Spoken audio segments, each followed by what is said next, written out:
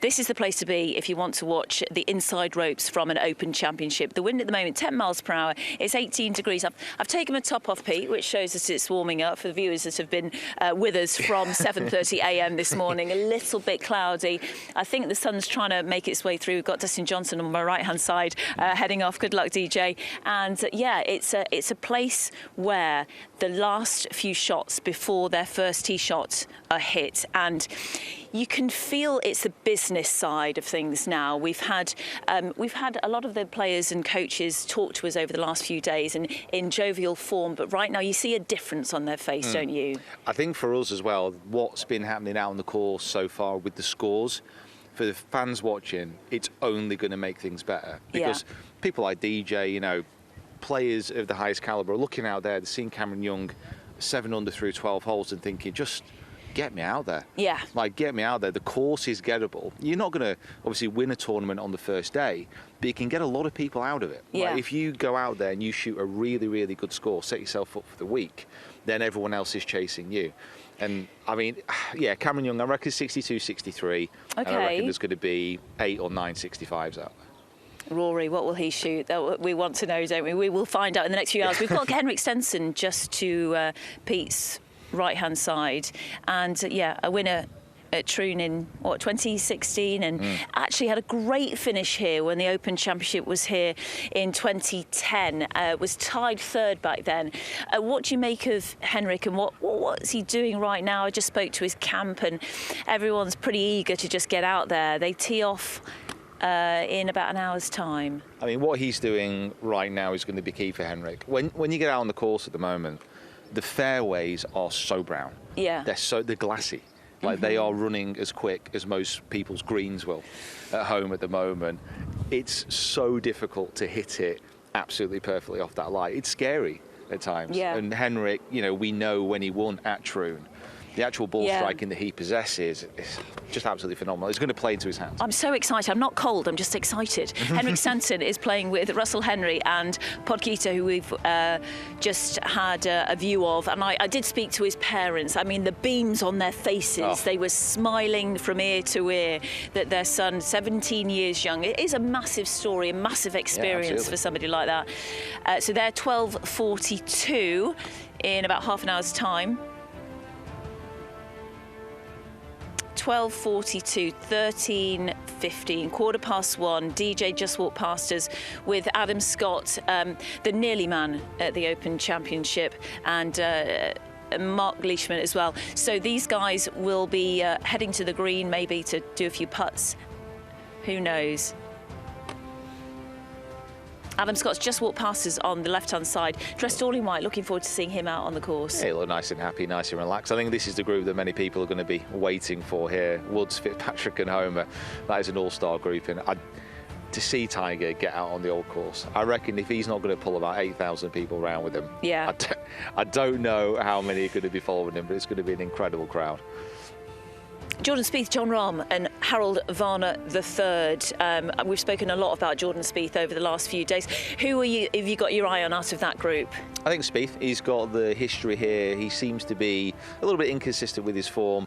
Rahm isn't firing on full cylinders yet, so I'd probably say Spieth. Especially, did you see the clip with the ice cream yesterday? Tell me. He absolutely devoured one. If you've not seen the clip on social media, I highly recommend it. It was like a honey badger going after some food. It was unbelievable. He likes to try his food and drink. He was over in Ireland drinking Guinness, a few pints of Guinness with Justin Thomas, very relaxed. You know, they've got a great community, haven't they, coming over. Some great friendships that develop in the golfing community. Yeah. Not necessarily a lot of mates, but you tend to have, you know, a couple of close ones. I think it's maybe a little bit of a different vibe in the modern game. Yeah. Certainly a lot of the younger Americans who have grown up playing together, they are a lot more friendly. It's as simple as that, you know, through the college systems, and certainly with the big push to try and get the Ryder Cup back in American hands, they've actively tried to be friendly. Yeah. They've actively tried to form more bonds. And it's getting a little bit more like what the DP World Tour has had for many years. And they are competitive once they get out on the course. Yes. But there is that difference when they're off the course now. They all do get together and they are genuinely friends. Yeah. Richard Bland just walking behind us, the oldest winner on the European Tour, who will be teeing off. Well, if the players are here on the range, it means their tee-off time is in about an hour and a half time. It's about planning, preparation, eating at the right time, stretching at the right time. A little bit colder today. So if you are just tuning in, Justin Rose, he's had to pull out with a back injury, and the first reserve got the tee time. That was it earlier on today with Francesco Molinari and Tommy Fleetwood. The first reserve, Hoshino from Japan, made it with 1 minute to spare. And some other news coming your way. Eric van Rooyen has had to pull out with a neck injury, and the next reserve was Aaron Rai, who got a phone call from the RNA saying, make sure your phone reception is decent because you may get a call. He did get a call, yes, and he's teeing off later on today. A fantastic story for him, disappointing for Eric, but this is, you have to be prepared as a golfer, don't you, if you're first, second, third reserve, to be near the course. And the RNA do a fantastic job of keeping tabs of people on people who are nearby. I mean, it must be quite difficult for Aaron, because Aaron is literally one of the nicest people you are ever going to meet. Yeah. So they say that about you, Pete. Well, you know, that's and it's true. It's true. But Aaron is just genuinely such a nice lad, and it's a weird situation to be in because you're actively there if someone gets injured. So you don't want someone to get injured. You don't want someone to miss out on this opportunity. But at the same time, you're getting ready and you're excited if you do get it. It's a very strange situation, and also a difficult one to kind of pace yourself, because if you are reserve, you've got to get here pretty early or be around about. So sort of consuming it could consume all your energy, couldn't it? You don't want to get too excited. No, that's the thing. If you are a reserve, you don't want to be like hyping yourself up, thinking, "Oh my God, I'm going to play. I'm going to get on 150th Open." Yeah, because it might end up in disappointment. Yeah. So the emotions must be so hard to control. Yeah. Do you think these guys will be looking at leaderboards when they go to the first tee, or ignoring the leaderboards? Everyone's going to go out with very much a one shot at a time, take it as it comes. But they will have seen the scores. Yes. Like their game plan going out here may have been, I want to be under par. I don't want to put myself out of it.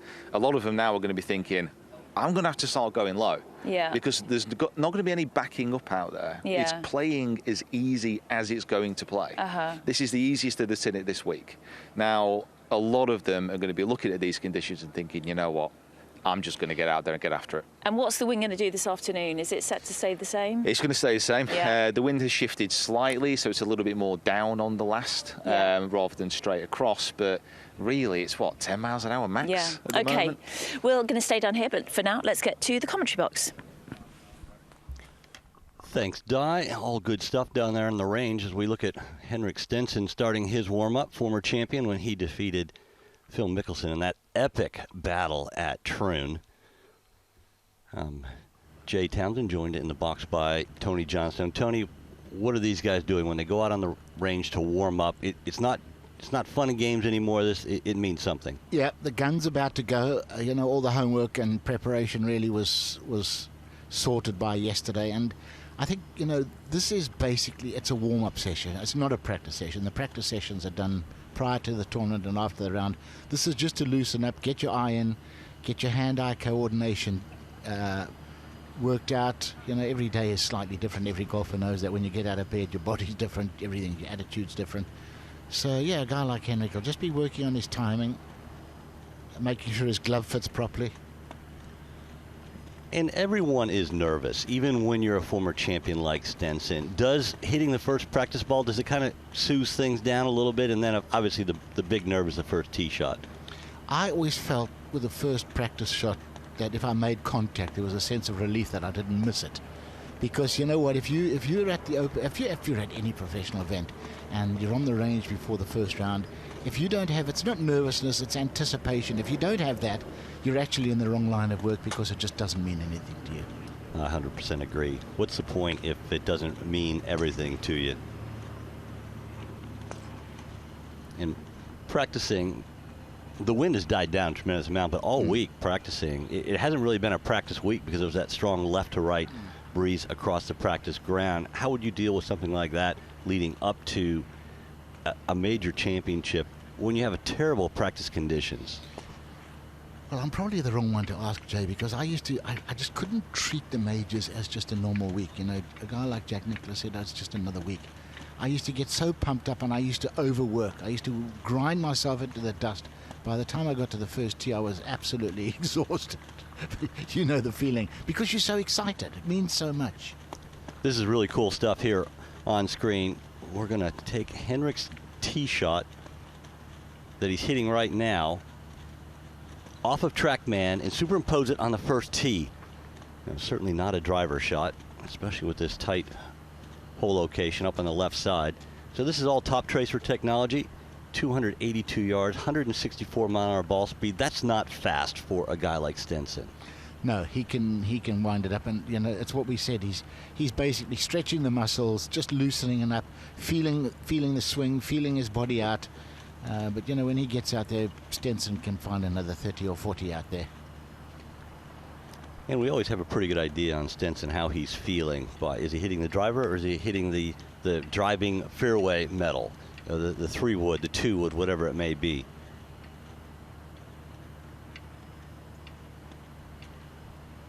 Yeah, that strong 3-wood's made him millions, hasn't it? And the line we have here is going pretty much directly at the front of the green, but the line is more towards the Swilcan Bridge off the tee. Yeah, quite right. Yes, that's exactly where you want to go. Where that yellow line is going right now. You want to get it out left. You know, we've seen guys, you know, purely through nervousness, hit a leaky cut on a left to right wind, and they're in the hospitality units. We've also seen guys go over the wall left, mind you. It has happened. One of the widest fairways in the world, and it has been missed. So this, as we spoke a minute ago, this is Henrik's main tee-off club, driving wood. They talk about driving irons. He has a driving fairway wood. I think we'll see a lot of this, especially with the firm conditions at the Old Course this week. Perfect links conditions. Oh, isn't it magnificent? Yeah, you know, we would like a little more wind. Sure we would, but you know, at least we've got a bit of wind. Course is running really hard, really fast. The greens are even firmer than they were in the practice rounds today, and this is exactly how you want to see St Andrews play. Certainly. I mean, last Sunday it was supposed to blow in the high teens up to 30 miles an hour gusts all 4 days. On Monday it was the same, and then Tuesday the wind started falling off, and right now we hardly have any. And it's really a shame, because the Old Course is pretty much defenseless without wind. Yeah, so true. You think of Tiger not finding a single bunker when he won around here. I mean, you know, that's just unheard of. And the Old Course does need wind for its defense, there's no question. Especially with modern equipment, Jay. The ball just goes so far. I mean, there's players talking, caddies talking about, well, there's 6 holes you can drive, or there's 9 holes that you can reach in under regulation. And it's just amazing. I mean, as it is right now, I mean, Young is leading by 3 at 7 under par, but scoring is not as good as I thought it would be at the moment.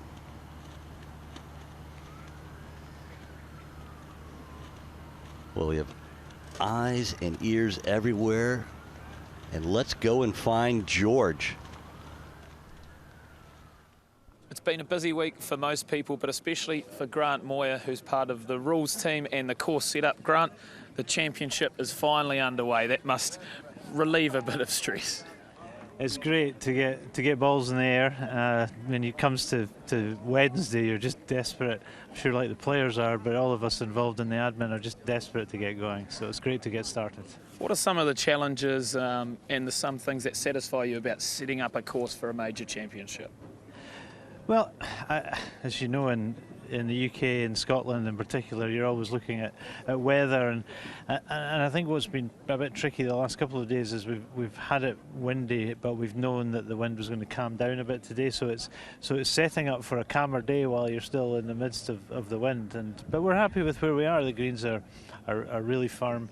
It's not blowing today, but we've got some challenging hole positions, and we're very pleased with where we are with the golf course.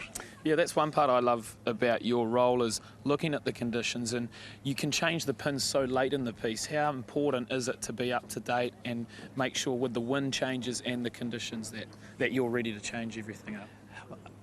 That's the key, as you say, being flexible and having the ability to be flexible and react.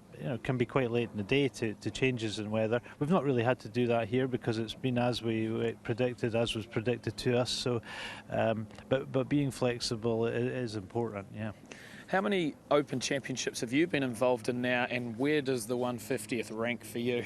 Yeah, well, my first Open as a member of the staff with the RNA was back in '94, so it's been a long time. Wow. In 2009, since I was heavily involved in the setup side of things. I mean, having done a lot of Opens at St Andrews, it is amazing how this has enhanced the excitement. The 150th, it's terrific. I think everybody feels the same way, so it's right at the very top. Nice. Oh, it's fantastic, as you say, to have some balls in the air and we can sit back, not relax too much, but enjoy some high-quality golf, can't we? We sure can. Yeah, as you say, we're underway, but there's a long way to go. All right, Grant, thank you very much for your time. We look forward to catching up throughout the week. And a little bit of blanket. Oh, got the hoodies going on, trying to stay warm. A little bit of drizzle going on here. We're not supposed to get any significant rain, just something to throw a little wrench in things as they're working so smoothly. But the players don't mind, Tony, a little bit of a drizzle. They would rather have the calm wind conditions. No question. All day long, a little bit of drizzle keeps the wind down, perhaps, and it's not like you're going to get soaked. You probably won't even need rain gear on, and it'll soften the greens up a hair, not a lot, because they are very firm. I'm not sure it can soften these greens up. They're so firm. I think it just might roll off. It might too, yeah. They use a thing called a Clegg hammer to test the firmness. It's basically a thing you drop a weight down and how much it rebounds is measured in gravities. And this is 159 gravities, which I've got to say is probably just about as firm as my kitchen floor. Yeah, that's the way it should be, though, isn't it? It really is. Paul Casey doing a little warm-up. He's going off at 1:04 local time. No telling where you may be watching in the world, whether it's morning, lunchtime, evening, late night. We're glad you're joining us. The greatest championship in the world, the Open, and maybe the greatest ever, the 150th, of course, at the home course. Yeah, one of the great events in our sport, isn't it, really? It's a once-in-a-lifetime event this week because it's the 150th. I'd say there's a fairly good chance we're not going to see the 200th, Jay. Very unlikely. Maybe a few of the youngsters will be around, but certainly not you and I. Paul Casey just doing a little wedge work here as he will be working his way through the bag. Hang time doesn't mean that much to these guys. They're really thinking about launch angle, spin rate. Of course, the apex, the top of the ball flight. That means so much to these guys. They really work on their wedges and dial them in that way. I sort of think sometimes they become too reliant on the launch monitors and things and forget about feel, launch angle and spin. The launch angle they work on, but they work on numbers, where there should be more feel involved in your short game, I believe. The short game, no doubt about it. But I will say that when Dustin Johnson came out on tour, he was, relatively speaking, he was a terrible wedge player. And he used the launch monitor to really become a very good wedge player, which brought him to world number one. And these guys all use it. And I think there are certain circumstances in the morning when they go out and warm up. Maybe it's a chilly morning. So they know in a chilly morning, we had to guess. We had to feel. But they know, okay, my 7-iron is going 4 yards less than it did yesterday afternoon, or that's just, any number, whatever it may be. And they dial that in, and then they know what it is when it gets warmer in the day because they played the other afternoon, and they can be so much more precise to tight hole locations. Yeah, there's no question. In that respect, I agree. I think Dustin Johnson, I think particularly for the really long hitters like Dustin Johnson, Rory McIlroy, the difference in feel between 60 and 70 yards. If you're a normal human being, you can feel that. But they do struggle to feel that, a 10-yard distance because they have so much clubhead speed. Before the launch monitors and that, Mickelson was always a weird one where he used to come out and practice for a couple hours in the morning if he had an afternoon tee time. And Jim Bones Mackay caddied for him, most of his career. He would put little square towels out at different yardages, and he would hit to them. So that was his way of judging distance. He did that in the morning every time. Yeah. Yeah, I used to get my caddy to take the umbrella out, and he'd go sort of 50, move it back 10, 60, 70, 80. Now you're dating yourself back to the days when the caddies used to, we used to hit to the caddies for the practice bag. But the sad thing was, as soon as a caddy went out there, everybody aimed at him. It was just life on tour, wasn't it? Well, yes, there was a little bit of that. Never wanted to hurt them, but we did want to scare the daylights out of them. Look at the condition of that practice ground. The surfaces these guys are playing off this week. The fairways are perfect. The greens. Jordan Spieth told me the other night that the greens this week are as good as he's ever seen them. He said it's just so nice to get here and putt on pure surfaces. Yeah, and you know what? You look at that practice range. Most of these fairways, Jay, you could putt on. You could just put a hole in anywhere and putt, and they would be pretty darn good surfaces, wouldn't they? They would be, and maybe they're certainly not as smooth as the greens, but because the fairways, as you can see right there, the difference between the greenness and the brownness from green to fairway, and as you watch throughout the day, it's a situation where even though the fairway is not as smooth, it's drier than the green, and so it's going to roll almost as fast. Yeah, and I didn't realize that they actually cut the fairways to a certain height, and then the surrounds within sort of 20 or 30 yards, they do actually put the blades down a bit, so it is a little bit quicker. And then obviously the greens are the quickest, but the amount of manicuring that goes in, you look at it, you just think, oh well, it's just a links course. No. So much work to get it looking like it is. Nothing was left to chance at all. As Casey now moving up to a wedge shot, started with one of his probably 3, maybe 4 different wedges, just kind of working yourself up slowly. And these guys, they stretch in the morning. They might go into the gym and ride the bike or go on the treadmill, something like that. So they're already somewhat loose body heat before they ever reach the practice ground. Yeah, Tom Watson used to just amaze me. He used to walk out and he'd start his practice session with a 2-iron, put it up on a peg and just swatted away. He didn't kill it, but it was just to get his rhythm. But you and I were out there with wedge or 9-iron, and here came Tom with a 2-iron and didn't go that far, but man, it was flush. I never deviated from the clubs I hit. I didn't really count balls, but they were probably pretty similar as Dustin Johnson starting his warm-up session. I went sand wedge. I went pitching wedge, but just little, not even half shots at first, then built up to a full shot. 7-iron, 4-iron. Driver, and then back to sand wedge, and then went to the putting green. Yeah, I always started with a 9-iron. I just did odd numbers, 9, 7. Well, 5, that makes sense. 3. You're odd. And then I came back to wedge as well. Everybody has their routine, and everybody has their way of getting comfortable, don't they? Yeah, most certainly. Some people, they try and kind of play the first hole that they're going to play on the practice ground, warming up, preparing. I just tried to keep my warm up the same every single day. It never deviated. Yeah, I'm completely with you. Well, Felder used to go through the entire round, didn't he? With Fanny Soonison, right. Give me the driver, tee shot off the first. Second shot's going to be a 9-iron, give me a 9-iron. And his whole practice session, he'd go through the 18 holes. And then a 40-mile-an-hour wind would come up, and that was the end of that story. Yeah, you never knew what weather was going to do. Dustin Johnson, he probably has his gap wedge out in the low 130s.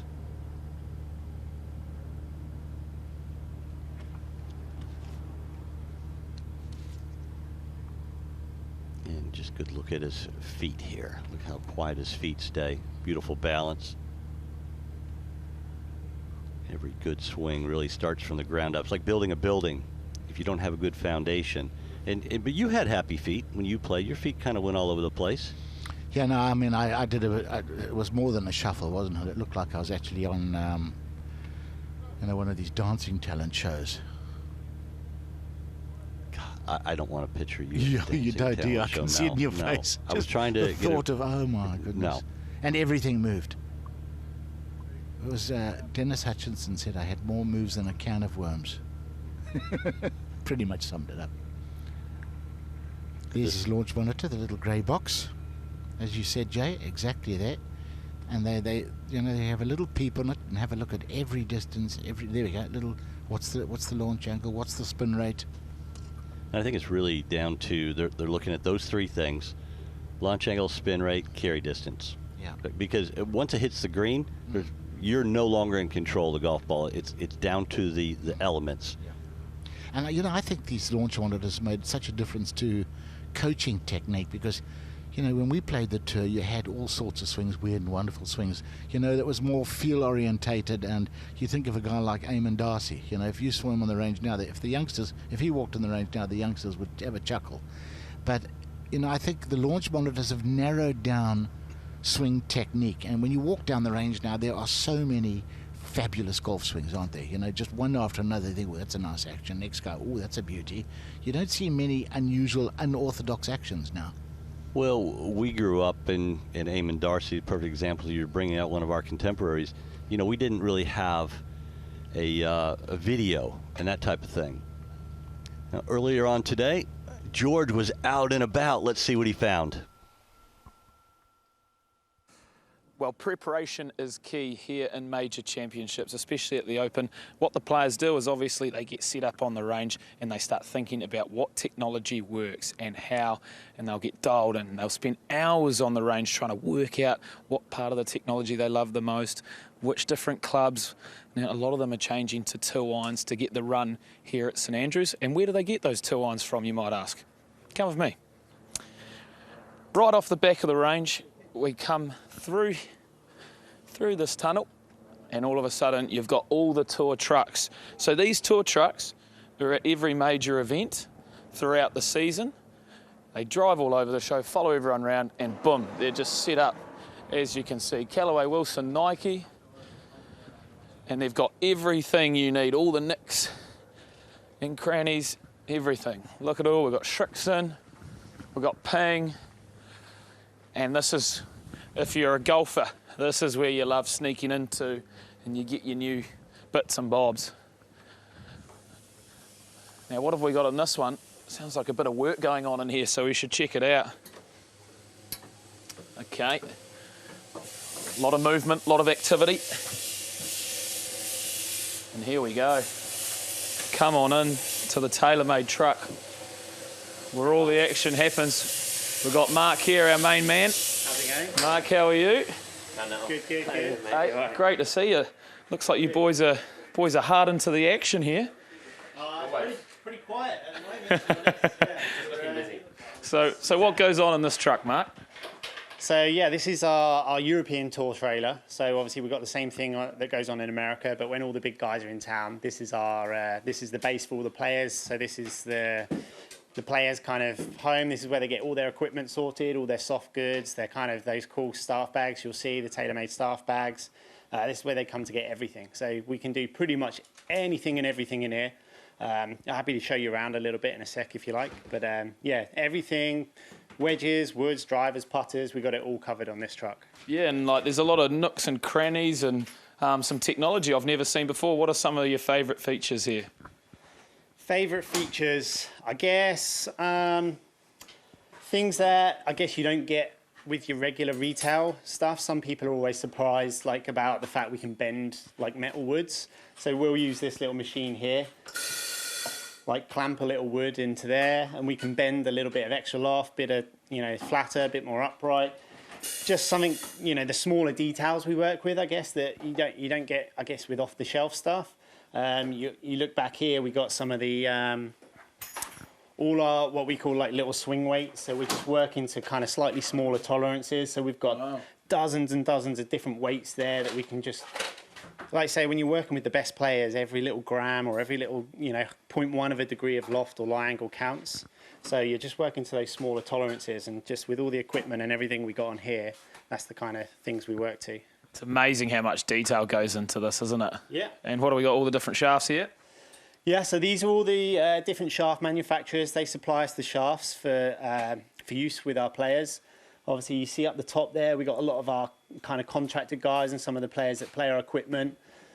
The big guy there. We always like to make sure we got stuff for all of our guys, every single shaft from their wedge right through to their driver. We make sure we got their shaft, their heads, and over there, we'll show you in a minute, the grip drawer. We make sure we've got every kind of component we need to build any club the trailer stays here all week long. So if there's any, you know, breakages or any problems with clubs, then we make sure we've got them covered on here, basically. Mate, that is simply amazing. Really cool stuff. This is sort of like kid in a candy store. Do you ever get in here yourself? I mean, we're kind of obviously used to it, but we've been doing tours all week long. So, you know, you see, I mean, not just this week as well, every country we go to, you know, you get the media guys come on and they're always like eyes light up. And we've been doing a lot of tours this week. And I guess we take it for granted a little because we spend, every week we're on here kind of 3 days a week. But yeah, it's pretty cool. You see, you know, some of the draws here. You open up there. This is pretty cool. May I? Yeah, absolutely. Fantastic. You can't keep it. New driver head. Away I go. I've stolen a few golf balls this week, but I better not steal from this draw, that's for sure. All right, Mark. Well, thanks for showing us around. It's a pretty cool office you've got here, and enjoy the rest of the week. Yeah, absolutely. Will do. Very good. Time to watch some golf.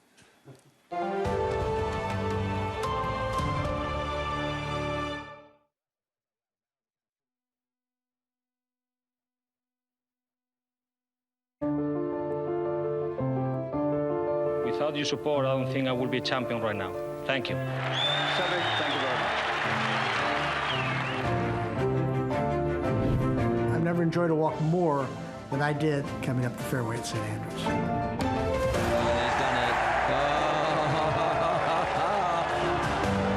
Do you think he enjoyed that one?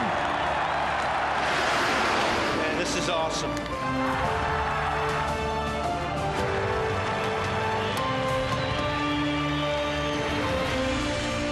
If Nicholas can hold this, he wins. Well, what would old Tom Morris have said of that? Eagle 2. I don't think anything gets cooler than Champion Golf of the Year. Welcome to St. Andrews. Welcome to the Open.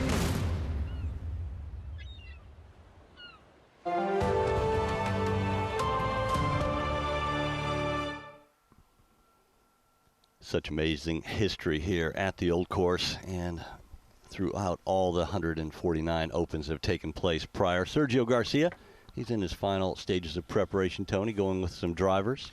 Yeah, he will have got his iron. He's ready to fire. And the last couple will just be, not literally, but metaphorically opening the shoulders and just winding up to full power now. I don't know about you, Jay, that little piece we just saw. Every time I see that bit of Seve on the 18th, my heart rate speeds up and my throat closes down.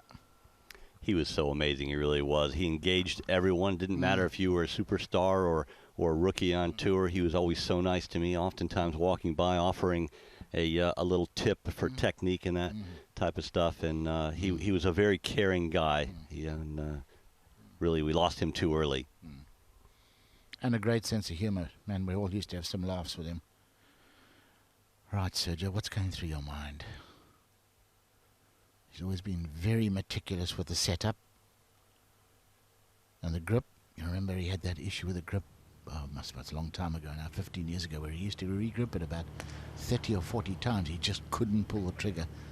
And thankfully he got beyond that. Yeah, that was at its worst at the U.S. Open at Bethpage. And, yeah, he was getting heckled and it wasn't good. And to be able to overcome something like that was really a lot of strength of mind.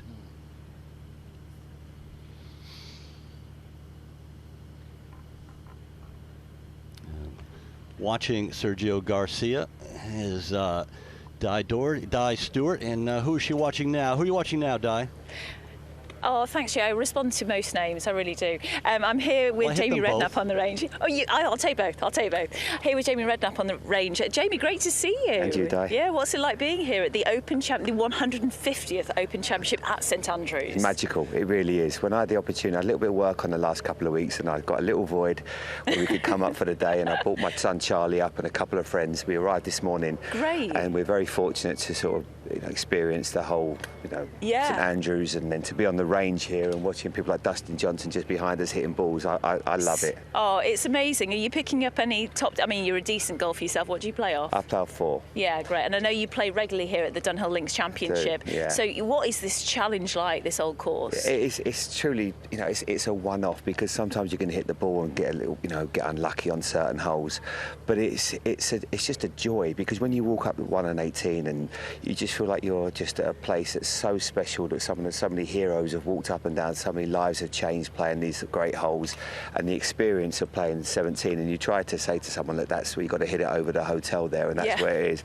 It just doesn't really make any sense, but it's just truly magical. I love this place. And with the wind actually hard off the left the last couple of days, the players off on 7, I mean, it's died down today, but they were hitting it so close to the Old Course Hotel. It was amazing to see the likes of Jordan Spieth. I mean, who are you in particular watching out for? I mean, I love the way Cam Smith plays. I think the way he putts, he's got such a pure putting stroke, and obviously Rory, they're the 2 players that I've backed this week. But it feels... Oh, you're doing all right at the moment then? I'm going all right at the moment. Yeah, I sound like a bit of a judge at the moment. It doesn't always work like that, trust me. But no, I'm quite happy with my choices so far. But it's just, it feels, that there's been so many, tournaments here. We're going to watch Tiger, and Charlie, my son, is to watch him together, teeing off the first in a few hours is going to be incredible. So I can't wait. It's Tiger tees off at 2:59. What time? I think we're about 12:30 right now. So Tiger should be on the range in about half an hour's time. 20 to 1 it is. And the grandstand here, if Kev, our cameraman, can pan to the right hand side, it's going to be rammed, isn't it, in about 30 minutes? Yeah, absolutely. And just to watch him play, and just because you're around true greatness, I watched Michael Jordan play basketball in '98, and then to watch Tiger Woods play in the 150th Open. It's one of those things you'll never forget, and to experience it with your boy is a nice thing to do. No, you feel the aura around Tiger, don't you, when he sort of walks onto the range? It's like there's a special energy, isn't there? Yeah. Only a few humans that you meet. I was lucky enough, I played in JP McManus's tournament many years ago, in 2012 I think it was, and I somehow ended up having a conversation with him for about 5 minutes about football, and I was truly so nervous. What did he say? We were just talking about the World Cup, and I think it was Germany. I think it was World Cup in Germany. We just started talking about football, and he was saying about his bets that he's had. He likes this team, that team, and he was quite knowledgeable about it. And he said, I'm an ex-footballer. He said, well, at the time, he said, I'm an ex-golfer. And I said, well, if you're an ex-golfer, we're all in trouble, because he's obviously done all right since. Winning the Masters. But no, he was super cool, and it was. I've got a great picture of my dad, Tiger, and myself chatting, and I'm sort of pointing at him like I'm telling him what to do. And it was just a surreal moment. Framed, it sure is. It is brilliant. He was at the JP McManus event last week in such relaxed form, and it's amazing to see the difference. He's playing in the Pro-Am, but this week, I mean, it's full-on focus, business end of things. And on the range here, we've got Adam Smith, Cam Smith, Adam Scott, all in white. Do you like the outfit? He always looks cool, doesn't he? Really cool.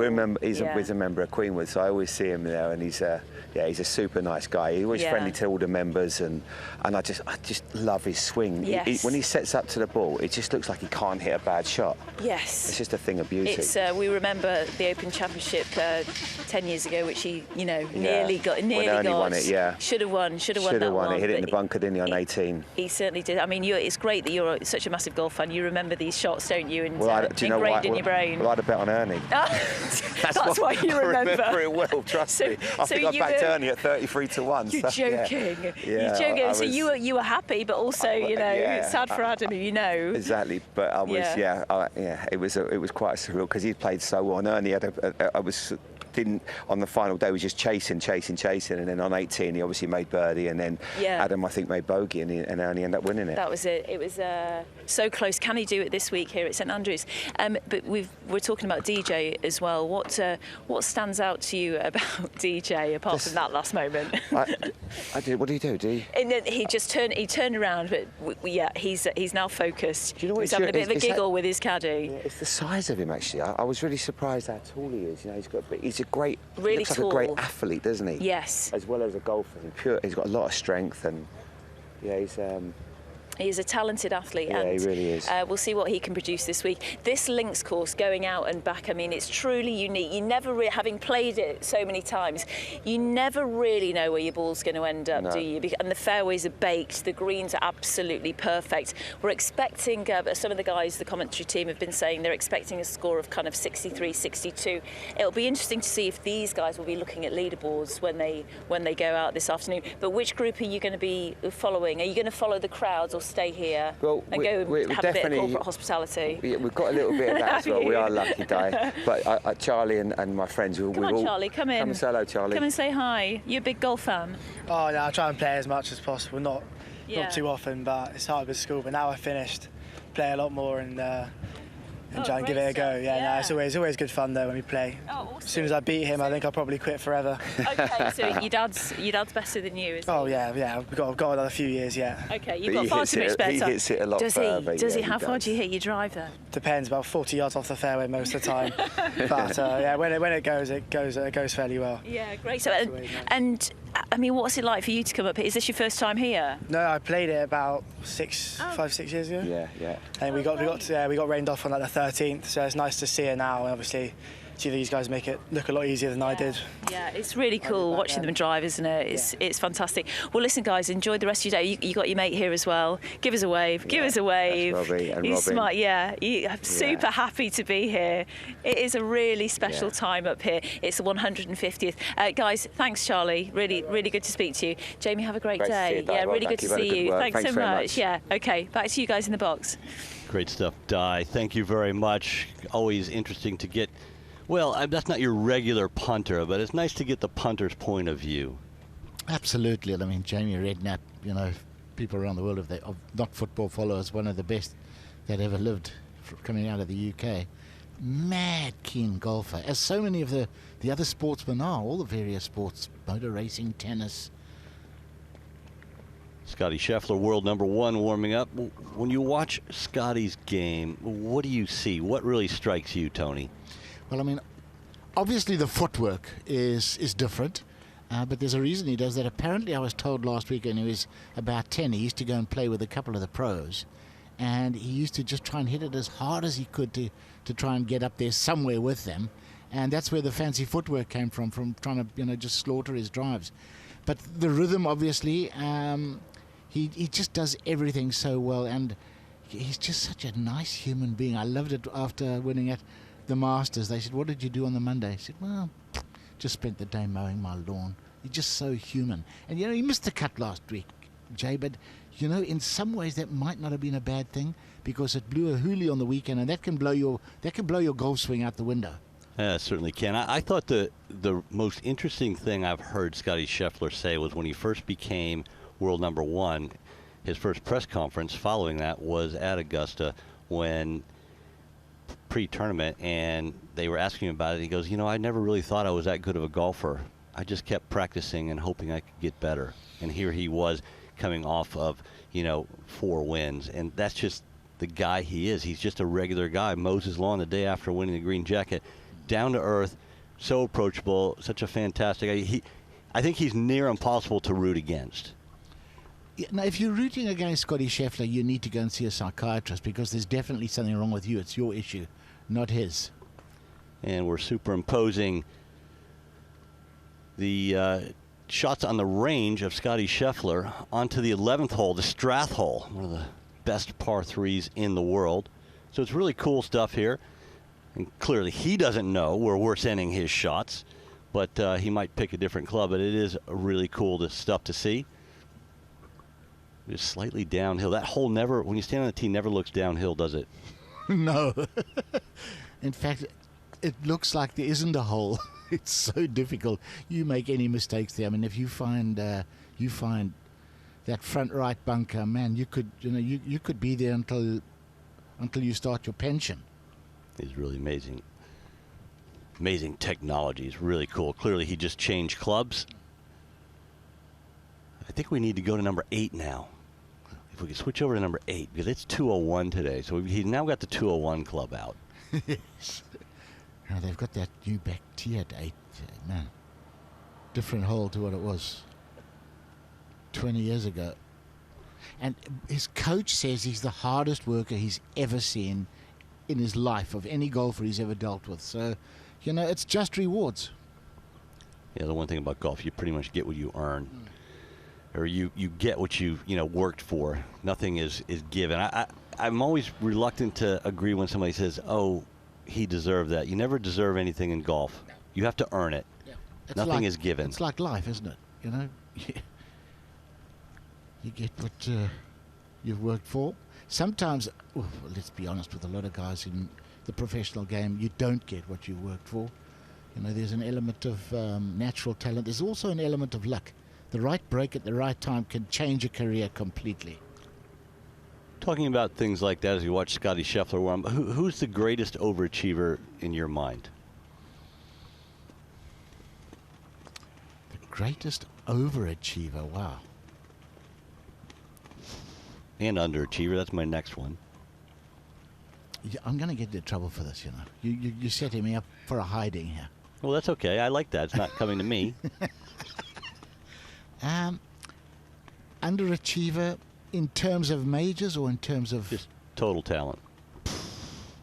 Total talent. You know, I find this really difficult because it's what you said.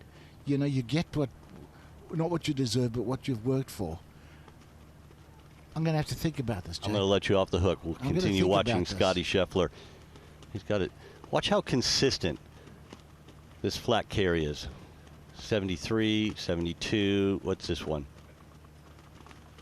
78. Might have given that a little bit more. Probably rode it on the wind a little bit more left to right. You get a little extra yardage. And from not necessarily a classic swing in Scottie Scheffler, we're going to go over to one of the most classic swings of all time, from Scottie Scheffler to Adam Scott. I mean, isn't this one you would just love to have, even if it was only for a day? Oh, man. Bob Torrance, the late Bob Torrance, and wonderful Bob Torrance, would have called the swing oily. He would have said, aye, that's oily. Oh, man, it's just... I hate him, you know. I'm so jealous for his looks and his golf swing, and yet I love him. He's an absolute joy to be around, Adam Scott. And just effortless power. I mean, he doesn't have to swing hard. He's got such a big arc. And he's got one of those swings, Jay, if his body stands up, because this game takes a serious toll out of backs, legs, arms, wrists. It's the sort of swing that will stand up until, you know, well into the Champions Tour, Legends Tour. Hopefully he comes over to Europe and plays a bit. But, I mean, it's exactly the same as it was 20 years ago. And what can go wrong with it?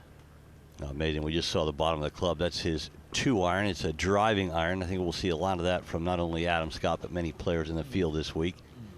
Not even a 2-iron driving iron off the first tee as it stands right now. Look at the width, the height of the hands. And nothing is rushed at the bottom.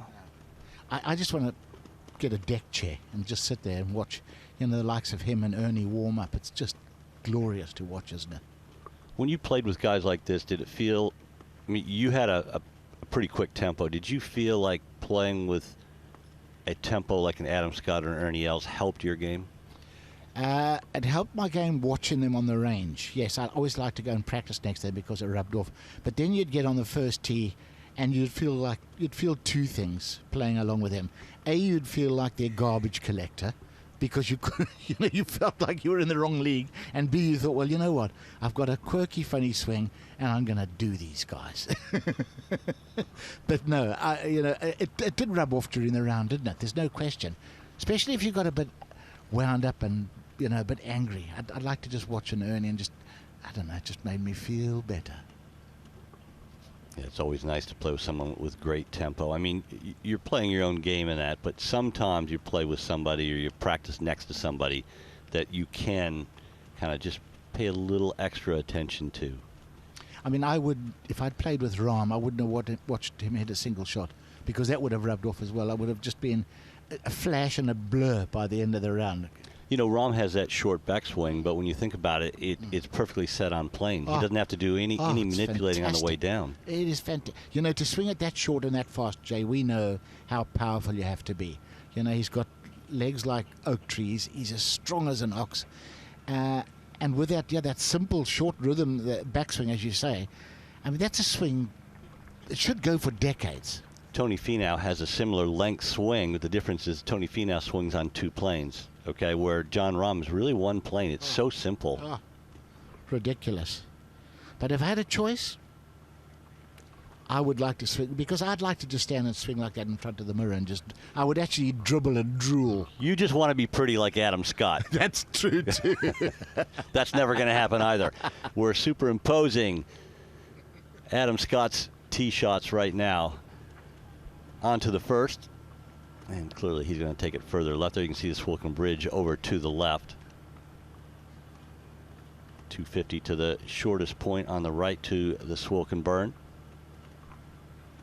Well, when we had the rules meeting with Grant Moyer yesterday, he said it's 132 yards across the first and the 18th, and yet guys do hit it out of bounds right and left. Oh, I think I could have done both on whatever the day there was. This is all TopTracer technology, really cool stuff.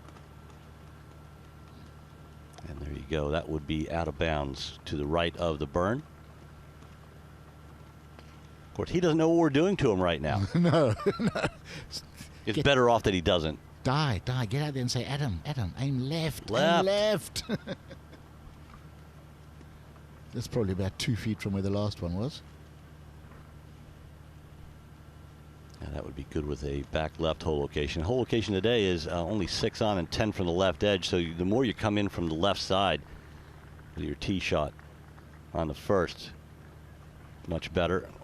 The old course is really all about angles. You have to know where the holes are located. Nice low, the way Adam Scott has the ball teed there, Tony. Yeah, I don't know if it's the technology, but when the big-headed metalwoods came out, the ERCs and things, the manufacturers used to encourage us to tee it up. You could put it on a milk bottle and sweep it off the top. But I noticed with Rahm as well, a lot of them have gone down lower with the pegs. So maybe they've with the very modern drivers, they've changed the center of gravity in a lot of these woods. Oh, the piece we saw with George in the TaylorMade van a few moments ago, they were talking about changing weights, and they can change weight distribution high and low and heel and toe. So these guys can do so much more than what everyone else out at home can do. Absolutely. I mean, when you and I first played, there was no van, and if you broke a club, obviously by mistake, Jay, in your case. Yes. I did one in my career. One. Really? Mm-hmm. On purpose or lent on it? Well, I didn't mean to do it, but in anger. How many did you have? Too many to count? Let's move along. Let's move along. But what I was going to say, you'd break one in playing in Spain, and there was no truck. So you'd go into the pro shop, and the only shaft they would have would be a ladies' regular. So all your shafts would be stiff or extra stiff, and suddenly in the middle of the pack, you had a 5-iron with a ladies' regular. By the end of the week, you could end up with quite a mix. Adam Scott still hitting long shots. And there's his record at the Open, 21 appearances. Runner-up 2012, following year third. Just such a good player. Amazing talent. Did break through and win a major at Augusta. And I played quite a bit with Scottie when he played in Europe at the 3 Presidents' Cups that I was kindly, Nick Price invited me to be vice captain. Got to know Scottie very well. And I tell you what, he is a smart man too, Jay. He's a great thinker. He's wonderful in the team room and actually in the management group as well. He's just got such clever ideas. That's good stuff. We've had a little bit of drizzle here and there. The wind has died down. Has George escaped the rain? George, where are you now? Now, we're very lucky to have made it into the open clubhouse, which is where all the players come to hang out when they've finished their round or pre-round. They get their lunch. And as you can tell, even though it's their zone for just them and their teams, it's still a lot of hustle and bustle. So this year, the Open has made a little area for players only. Obviously, I'm breaking the rules a little bit here, but come on in. Now, this part is to come in and relax, turn the engine off and enjoy a more tranquil, peaceful place where it's just players only, and it's really good to take some time, work on that mental health, because it's a major championship. It's not all glory, it's not all birdies and eagles. It can be a stressful career, it can be a stressful industry, and at times like this you need to relax and calm. Now, one thing that'll calm you down is this view out here. Look at that. The infinity of the ocean views of the West Sands beach. And off to your right you can see the 18th and the old township. Beautiful stuff. If that doesn't relax you, I don't know what will. And if you come out to the left, Carnoustie, straight across there. Over by the light, you can pop over to Carnoustie, another great venue. And I'm not sure you recognise that beach, but that's where they film the Chariots of Fire. Dun, dun, dun, dun, dun, dun. Dun, dun, dun, dun, dun. So we might have to go out there later this week and give that a test run. No pun intended. But at the end of the day, sometimes you just need a break. You need some time away. And for me, I think I'm going to have that time right now. So hopefully I'll see you soon. But don't be surprised if I'm gone for a good couple of hours. While George rests in his lazy chair, some gray clouds over top of St. Andrews. And it is just a wonderful day. The wind has picked up. It died down a little bit. You can see the flags over the grandstands on the range. Same wind direction so far. We're going to get one. I'm not giving away clues. You're going to get one day when the wind direction is not the same. When it will cause a little bit of havoc. There's a lot of great action going on here. There's been a lot of play already today. And let's just have a little bit of a look at some of the highlights from this morning.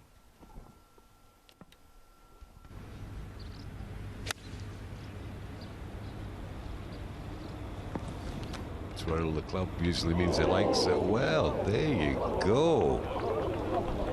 Our first one in the water and out of the water. Wow. Some backspin.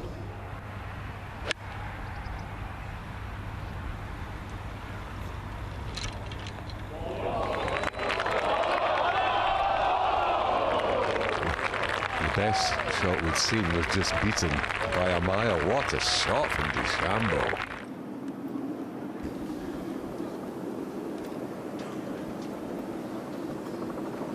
Hello. Cam dialing it up from long distance. Ian Poulter, how about this? We'll call this an outside chance. Ball racing across the green. Oh, come on. Goodness. Good gracious. Ian Poulter. That's right. It's hard to see from over there. How good is the touch early on? It looks really good. Very good. How about that start? What a start from McIlroy. A birdie at the opening hole. Yeah, try to get a low runner. I gotta say, I got up early this morning and watched Paul kick off this 150th Open from my hotel room. It was a cool moment. Oh, that's and a great cooler. shot. Look at this. My goodness. Fantastic.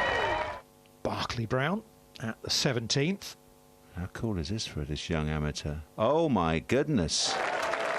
That's how you celebrate making a three. You have no idea, young man. Yeah, I just made three at 17, no problem. Yeah, that's all right.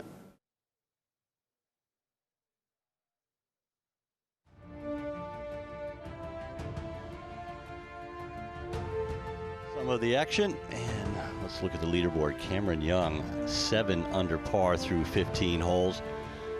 Barclay Brown, the amateur, that was a wonderful 67. It was a great birdie 3 at the road hole, the 17th. Kurt Kitayama, who finished second last week, playing well again. The American knocking on the door, likes his links golf. Cameron Smith, we saw that long putt from Cameron Smith. He is driven on the 18th already. Ernie Els, Rory McIlroy, a couple of former champions, both at 4 under par. Min Woo Lee, he has won on a links course at the Renaissance. opening round of 69 for the Australian. Joo Young Kim, otherwise known as Tom Kim. That's what he calls himself, Tommy. I think that's a lot easier. Nice round of 69. DeChambeau in with 69 as well. Danny Willett, the Englishman, having won the Masters, he would surely love to add a Claret Jug to his green jacket. And the reigning U.S. PGA champion Justin Thomas, he's 2 under through 9, and that is a pretty good score out there. I think many of us were expecting some very low scores. There's only one so far, and that's Cameron Young. Now, Nick Doherty, he is at the open zone, and he is going to be talking about Collin Morikawa, the defending champion. This is a great opportunity for us to use our Sky Scope technology here in the open zone to look at the golf swing of Collin Morikawa. He is the defending champion of the Open. We're going to take him from the golf course and bring him right here into the studio. We're going to focus on a few things with him that he does with his golf swing that allows him to be the world-class talent that he is, a 2-time major winning world-class talent at that as well. The iron play is the secret to his superpowers, but the drive is also pretty strong indeed. And of course, there's a few things in common with both parts of that game, whether it be the driving or the iron play. With the drive at address, he looks absolutely fabulous. The big thing we'll focus on here, though, will be the grip. So we're going to push in here and have a little look at how he grips the club, because it is different to what we'd see with most of those top players. It's really weak with the gloved hand. By that, I mean, well, it's sat right on top with the thumb, and the logo on his glove is looking straight down the target line. That's not what you'd see with most players these days. You tend to see a lot of strong grips, and by that I mean that logo would be looking more up towards the sky. But with Collin, nope, straight down the fairway, and that has implications to how he uses his wrists and what it does with the club face in his golf swing. Other than that, fairly standard at address, looks really good, nicely poised to move the club back in an athletic manner. So let's wind him up to the top of his swing. And the wind-up is a great way to describe it as well. So coiled, so centred. And centred, what do we mean by that? Well, he stays nicely stacked on top of the ball. There's no sway back off it in the backswing that he has to coordinate again on the way down. And he stays beautifully framed on top of it, sternum over the top of the ball. And you can see a nice wind into that right side by allowing that right leg to straighten as well. A nice image here to think about what it means when these top players stay centered is they could pretty much swing in a phone box, certainly with their bodies. The arms would be outside, of course, but the body would stay within it. There's no big move off the ball. This allows him to use the ground really well and his legs really well. It's where his power and precision comes in his move. Now let's have a little look at the top of the backswing position, beautifully supported with the right arm at the top, nicely underneath the shaft. But look at that grip once more again, that gloved hand. An ever so slight bow, but we'd expect to see this a little bit with Collin because he starts from a weak position with the club, and as he gets to the top, there's a very slight strengthening of that face and a very slight bow in that wrist. That's going to help him with his rotation as he moves through his downswing. Now, the key to notice here, the difference between Collin Morikawa and Dustin Johnson, for instance, who has that really strong grip with the logo looking up at address compared to Collin at the top. When he gets that big bow, he makes a club face that looks straight up at the sky. But because Collin's grip is weaker, he can also have a nice bow, especially as he starts to come down, and the face won't be anywhere near as strong as Dustin. So different grips, different club faces, and it's all about matching them up. That's what these players do brilliantly, but in different ways. Now watch what happens as we start to bring him down. The fact that he bows that left wrist more here, more flexion in that left wrist, means that it shallows the club out beautifully. So you can see the line it's going up on the way back is very different to the line it's tracking on the way down with that bow in the wrist. And what that means is from this position, he can just turn and burn. That club is strong in its club face, doesn't need a lot of timing to try and square that face up through strike. And from this position right here, he can just turn hard with the lower body. The upper body will come with it as well, and he can rotate through strike. So let's take him all the way through. Post strike here, you can see starting to straighten up through that left leg, all of that power using the ground beautifully, and the rotation is what brings that club back round to strike. One of the great things about this is you've got all your power source in the middle of your body. So he's using this, but it's also more reliable because he's got stability in his club. He's just using his middle to square it up. He's not having to try and time that thing with hands and arms. So great position here, and we're going to wind him on through to the finish. Absolutely beautifully poised as well. You know, one of the things that's great about it, it is the matchup in his golf swing. He stays lovely and centered over the golf ball in his backswing. He strengthens that blade on the way down, shallows that club out, allows himself to turn all the way through to the finish.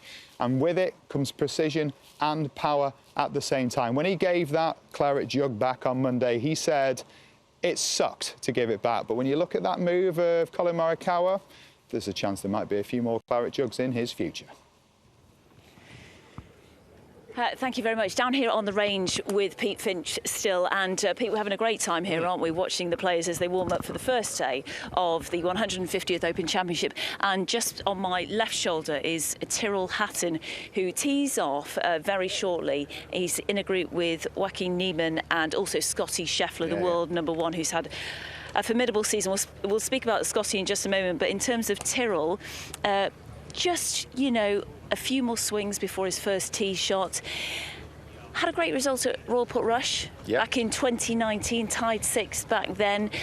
Played in the Open Championship here in 2015, missed the cut, but has had great success on this course, having won the Dunhill Links Championship.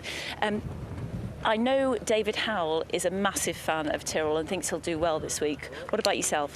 Yeah, he is just an all-round player. He's one of the best putters I've seen as well. Like, his iron play, his driving is good. You know, I mean, they're all good, let's face it. Yeah. But his putting is a different class. Yeah. He just looks so comfortable over the ball, and obviously around here with the greens, which are as big as football pitches, as big as airports really at times. You know, he can really set himself apart in that regard.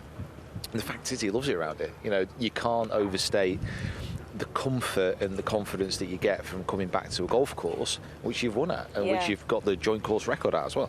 Yeah, we've just got the world #1 walking straight past us, who's looking like he means business. I mean, the story of Scottie Scheffler is remarkable. A 3-time winner on the PGA Tour before going on to win the Masters. Absolutely brilliant. And you've seen him stripe it on the range the last few days. How do you think he'll cope with links golf? I think he'll be absolutely fine. Yeah. He's the best. He's the best golfer on the planet, like quite literally. And this course for him, it's not going to cause him any kind of questions. It's not going to ask him any questions that he won't be able to answer. Yeah. The fact is, he's still, at this moment, quite an underrated golfer. Like, he was saying in the press conference yesterday that he's almost feeling, not put out exactly, but he does question why people aren't considering him the favourite for this event, as he is the #1 golfer in the world. Yeah. And they're right. Like, since he got that maiden breakthrough win, he's just been kind of almost on fire, isn't he? Literally. I mean, he's up there every single week, and his game is all round. There's no weaknesses, and mentally, he's absolutely super. Yeah. Let's have another little look at Tyrrell, and what club has he got out of the bag now? So he does carry a 7-wood. I think that might be his 3-wood though. Yeah, 3-wood, because he's onto the big stick now. Sneaky long is Tyrrell. Sneaky long. Yeah, I was listening to the guys in commentary, and Tony Johnson was saying how Tom Watson used to come out onto the range and start with his 2-iron. Start his practice routine with his 2-iron, which is remarkable. I'm just going to have a remind our viewers of the score. Cameron Tringali, 7 under through 16 holes. Excuse me, Cam Young is 7 under through 16 holes. Cam Smith, who was tipped by Paul McGinley yesterday because he's such a formidable putter, he's finished his round, shot a round of 5 under par. There's some really low scores out there. These guys are going to have to go and attack the golf course, aren't they? Yeah, and those early starters will force their hand a little bit, you know. Yeah. They're not going to get too far away. You know, we've still got 3 rounds after, obviously today. But it does set a precedent, and if these guys don't get off to a good start, and if they're not under par early, they might start to push a little bit. Yeah. And that might start to play into the hands of the early starters. But I think these guys are professional enough to understand and know that there is a long way to go, even if they don't get off to an absolute flying start. Yeah. What was the shape of that drive from Tyrrell just then. Did you see it? Yeah, it looked just like a little peely fade. I mean, the wind's off the left. That does tend to be his stock shot. Well, actually, when I've kind of seen him play, when I've gone round with him, he just hits it dead straight. Like, there's not really much movement on it at all. Yeah, the skill needed on this golf course today. Richard Bland just walking past, oldest winner on the European Tour. Preparing for his round. Darren Clarke looking in fine form, shaking the hands of Niall Horan, who is an RNA ambassador. He's here supporting Tyrrell Hatton. Niall doing some great work within the world of golf. He's got his modest golf company and representing quite a few players as well, really breaking barriers and putting on a load of events and promoting the women's game as well. It's fantastic. There's Mark McDonnell, Niall, who works closely with Niall. It's really a coming together of so many different worlds, isn't it? The golfing scenario, and great to see the game of golf growing so much. Tyrrell looks like he's off to the putting green. He's got the putter in his hand now and is off. Darren's off. Final few stages. And if you are just tuning in for the first time, we literally have every angle covered. We've got insight and analysis. We've got TopTracer technology on the range as well. We've got George out on the course, and we're going to keep you up to date with everything that's going on down here. But for now, let's get. I think we're about done, aren't we, Pete? Are you done? I think so. Yeah. I might just watch David Duvall for a little bit. We're going to go and watch David Duvall. Guys, can you see David Duvall? Of course you can, from where you are. Back to you guys in the box. Thanks, Di and Peter. We've got it all here in the box. We've got every different kind of angle you could ever imagine. Overall wide range there of the practice ground, the warm-up ground, Misery Hill, whatever you want to call it, Tony. I mean, the technology we've got here this week, I reckon we could fly a space shuttle from here. Every trick in the book. It's wonderful. Yeah, it's good stuff. Such an amazing event. I'm just so happy to be here and be part of it, Tony. I mean, such a special 150th at the home of golf. I mean, look, just the feel, the general feel. This is my, I think, 4th Open at St. Andrews. This has a different feel. Oh, no question. The buzz, the excitement. I'm with you, Jay. I mean, I've been in the pro game for 40 years, and we've been there, we've done it. But this, I'm with you. Just being here is just such a pleasure and an honor. Of course, David Duvall, former champion golfer of the year. It's always a big honor for all these guys to come back and play. David does a lot of commentary now for American TV, but you can always hang up the microphone when you're playing in the Open.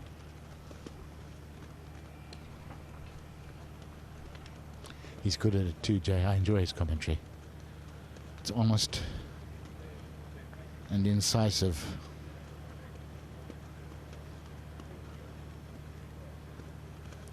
.1404 for the Duvall group. Of course, that's BST, local time. Did you ever get a sort of 4:16 or 4:20 tee off time at the 4:20 1 year at Lytham. Yeah.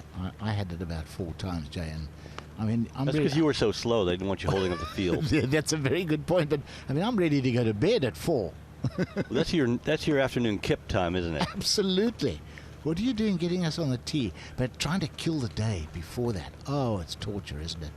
It really is, because you're keyed up. I mean, especially mine was in the first round. You're keyed up. You're excited to play. You can't, you've gotten a full night's sleep. Even if you sleep in, 8 o'clock for a golfer is sleeping in. We're early people.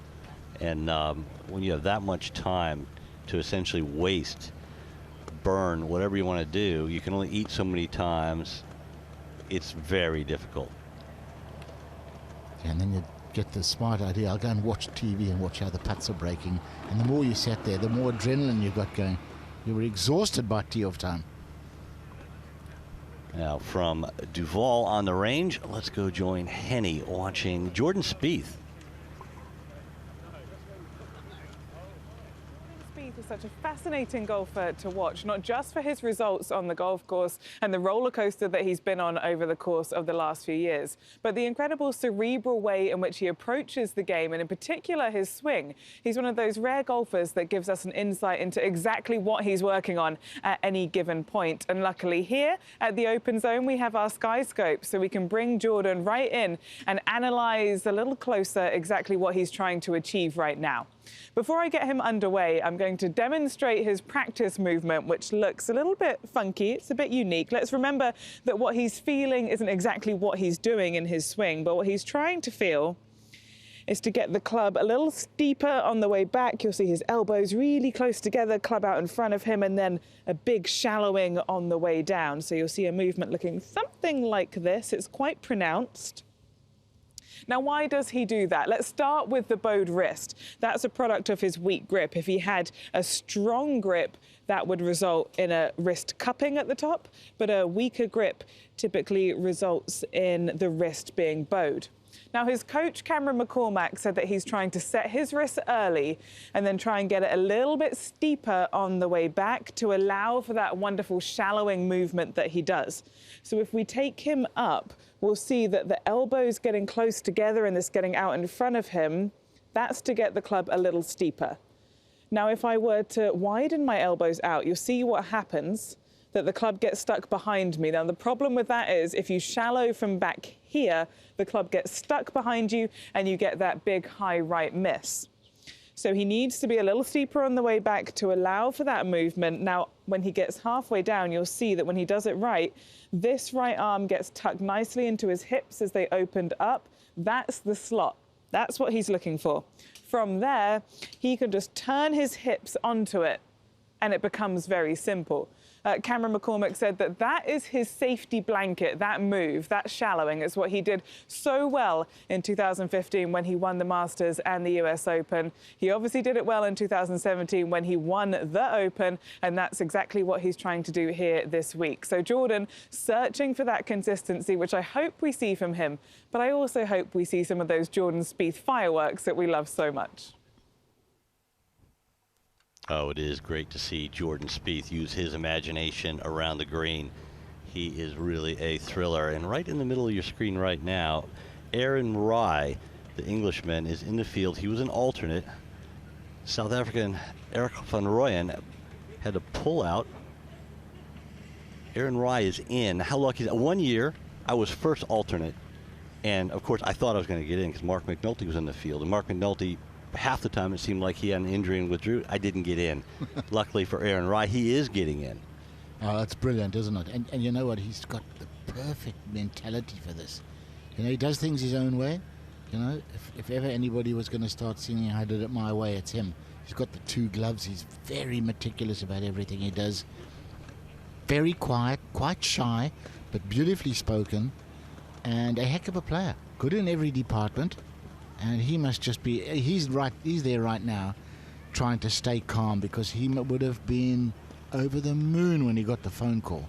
Oh, absolutely. He's been playing last year played Korn Ferry Tour, got his PGA Tour card, playing PGA Tour this year, playing very well. Looks like he's going to make the playoffs.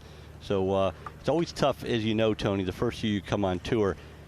The toughest thing is getting your card. The second toughest thing is keeping your card the first time, because once you keep your card, once you get in the playoffs, or you're comfortably inside the top 115 on the DP World Tour, it gets much easier. Oh, absolutely, because you can plan your year, you can choose your events, pick the courses that suit you, much easier, certainly. But he just goes along very quietly, Aaron Rai, does his thing, and super calm on the golf course. I mean, I wouldn't want to play poker against him, certainly, because I'd lose all my cash. He's got a great demeanor. I've seen you go through cash before. Aaron Rai, when you look at his iron face, when he puts the iron behind the ball, like many of the other players, oddly enough, it seems like, they're brand new club faces. Look at that club face. The hitting area is not worn out yet. No. All those trucks that George showed us earlier, these guys are dipping right into the goodies. Absolutely. And quite weirdly, Aaron Rai has iron covers. He has covers on all his irons, which is really strange. I mean, the first time I saw him on the range, I thought, who's this amateur team off in the tournament? It's quite popular in pro-ams and things. But got a good swing for an amateur, doesn't he? Oh. And then you found out, wait a minute, yeah, this guy's a player. Serious of course, player. He won the Hong Kong Open, his first win in the DP World Tour. Wonderful player. And as you said, great demeanor, very even keel, plays percentage golf, wonderful game. You would think a golf course like the old course here, which is really about plotting your way around and playing angles, would be good for a ride. Yeah, I agree. And, going back to the head cover thing, when he got his first set of new clubs as a kid, he was so delighted that he put head covers on to protect them. So, I think it's a guy that's, he's come through life and really appreciates being here. A guy that was so intent on keeping his first set of clubs looking nice because he didn't know when the next set was coming from. Absolutely. I think it's a lovely story. I think that you make up a good point. I mean, I think that, I know you and I, we've talked many times over the years, about how lucky we are to have played golf. Now we're lucky to share our passion through television. And golf is just such a gift to many of us. It certainly is.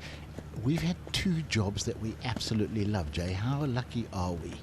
Well, my second job, the commentating job, would be better if I wasn't sitting next to you so often. Yeah. But I knew that was coming. It had to come out. Townsend. You led me right to it.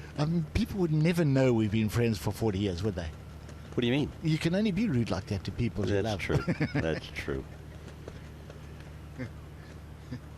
Tony and my friendship goes back to my first year as a professional, 1985. We're dating ourselves, Tony. Yeah, we certainly are. It's a young man's game, though, and just watch the repetition from swing to swing of Aaron Rai. Because the last shot was 163, 121 ball speed. And TopTracer gives us so much great stuff. Now, he doesn't like that one, and it'll probably be within about 2 or 3 yards anyway. 163. Oh. He rode the wind. That's what he got riding on the wind. Absolutely.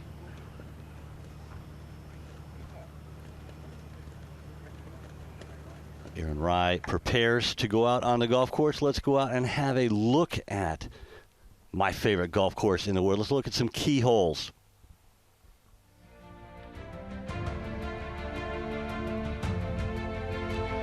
The first hole on the old course has one of the widest fairways in golf and only measures 375 yards. But don't get complacent. With the prevailing wind into and from the left, there is a preference for hitting the approach from the right-hand side of the fairway. A safer tee shot down the left leaves a tougher approach with the wind directly across the player and landing onto a hard and fast putting green. The Swilcan burn comes into play down the right of the fairway and in front of the putting green. The second hole measures 452 yards and it's a blind tee shot over the gorse, so the player has to commit to the right line off of the tee. But that correct line will change depending on the hole position. If it's on the left of the green, the play is down the right side of the fairway, and that risks bringing the pot bunkers into play in the right-hand rough. And the prevailing wind, well, that pushes balls in that direction. Anything left-hand side of the fairway will set up a second shot with a hard left-to-right wind onto a green that throws the ball right on landing. With the course playing hard and fast this week, picking the right club and landing spot is absolutely vital. Hole positions on the right are also protected by 2 large pot bunkers built ahead of the last Open in 2015. A 4 here is a very good score. The 480-yard fourth is another blind tee shot. The ideal line off the tee will again depend on the pin position. Long hitters may try to thread the needle and hit down a 15-yard stretch between the cottage bunker and thick rough. Taking a safer line down the 15th fairway is an option, but a small pot bunker awaits, and anyone finding that is likely to drop at least a shot. The further left you take your tee shot, the more your approach will ride that wind and kick off the left to right sloping green. That would leave a really tricky chip for your third shot. The green falls significantly from left to right and is more severe the further back the hole location is placed. If the hole is at the back, there is a greater onus on playing in from the right side of the fairway.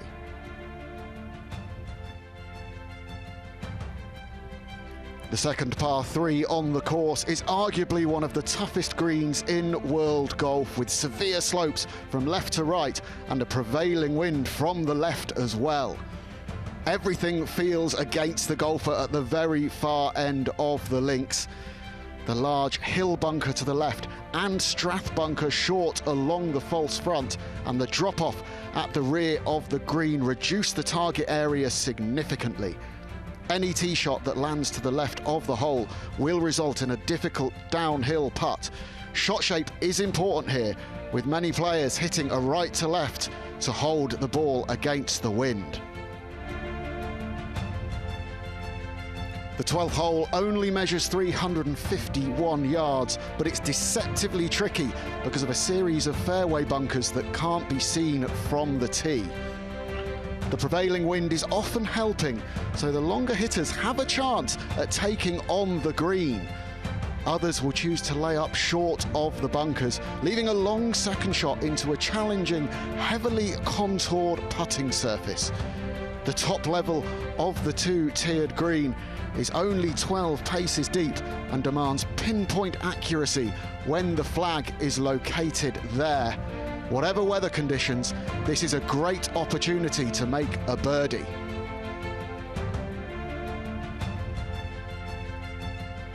The 13th hole measures 465 yards. The treacherous coffin bunkers await the tee shot with the prevailing wind out of the right. Once again, the strategy depends on hole location. If it's on the left or the middle of the green, a drive down the 13th fairway is appropriate. When the flag is on the right, the longer hitters may choose to go down the 6th fairway, over or left of the coffin bunkers. It's important to hit the approach with the correct shape to hold it against the wind and the contours of the green. That can be the difference between a birdie chance or a very real danger of a three-putt on one of the largest greens in the world at 98 yards deep. There's only one option from the 14th tee, right of the birdies and left of the out of bounds, which runs down the right-hand side of the hole. If you're long enough, you can have a crack at the green over hell bunker and a cunning pot bunker named pulpit. If you need to lay up, it's often best to go down the 5th hole. The prevailing wind out of the right and helping will mean approaching the green from the left will allow the golfer to stall the ball in the air against the wind. Approaching from the right with that helping wind and a green that throws the ball to the left could leave a really tough chip.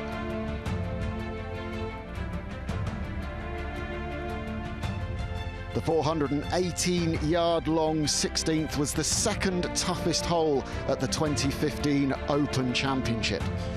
With the wind out of the right, there are a couple of options off the tee. The aggressive play is between the principal's nose bunker and the outer bound fence, where the golfer can ride the wind or cut a tee shot off of the principal's nose. Deacon Syme's bunker also comes into play a little further up if you choose to take that aggressive line. It's small, but it's penal. The safer option is left up the 3rd fairway, which leaves a second shot into that prevailing wind to a green with a steep rise at the front. Controlling that approach to get the ball landing on the flat of the top is absolutely vital.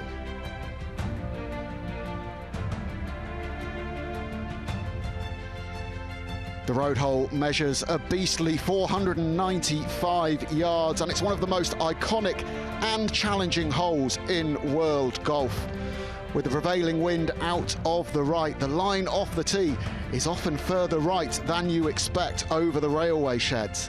Either skirt the hotel and ride the wind to the 17th fairway, play it safe left down the second fairway, or risk the rough between the two. With a front or right pin position, players can take any option off the tee, but more thought is required when the road bunker is in play with the pin position. Some players choose to miss short or long and left and try their luck getting up and down from there. Long of the green should be avoided at all costs. With a red shale path, the road itself and the boundary of the course symbolised by a wall. And once you get on the green, it's no picnic either. Any four here is hard earned.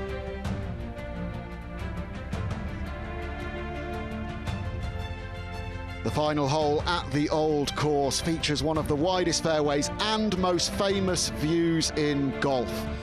Players can choose to go for the green or lay up off the tee, far enough back to control spin with the approach.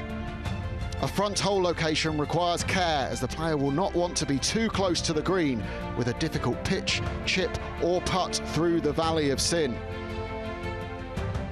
The green slopes from back right to front left and gives you a great chance to finish with a birdie.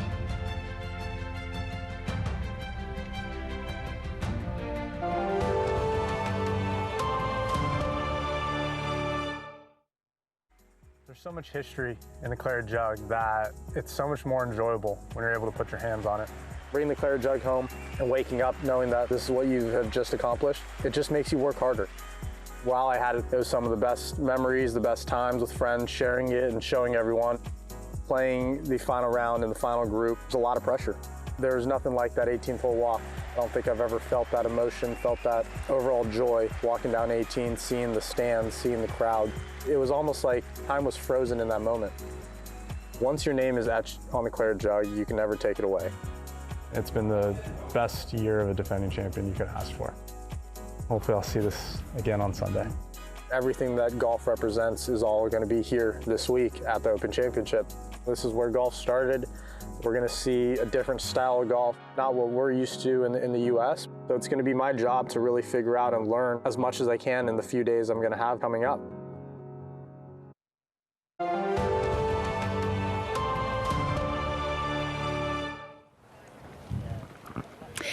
Welcome back to the short game area. I'm here with John Morgan. John, great to see you. I'm really excited to see you, but I'm also very excited to see the man who is behind me, the one and only Tiger Woods, teeing off at 2:59 today, and just doing his usual routine, John, of coming to the short game area before going to the driving range. Yeah, I mean, it was spectacular. I mean, look at it. There was hardly anyone here just a minute ago, and now it's like gone. It's packed, isn't it? 4 or 5 totally deep. Packed. Oh yeah, I mean, it's. You know, whenever this man steps foot on any guy in a golf course, you know, the crowds are going to flock because, you know, they're in for something special. Yeah. They're getting inspired. I mean, I can see your boys, you know, over there. Max, he's glued to this, looking my on son's with his excited, mate. yeah. And, you know, I mean, they're just getting inspired. And, you know, this man has done it all. He has done it all. He certainly has. What have you seen from him this week in terms of performance? Do you know what? On the range, he's been flawless in my eyes.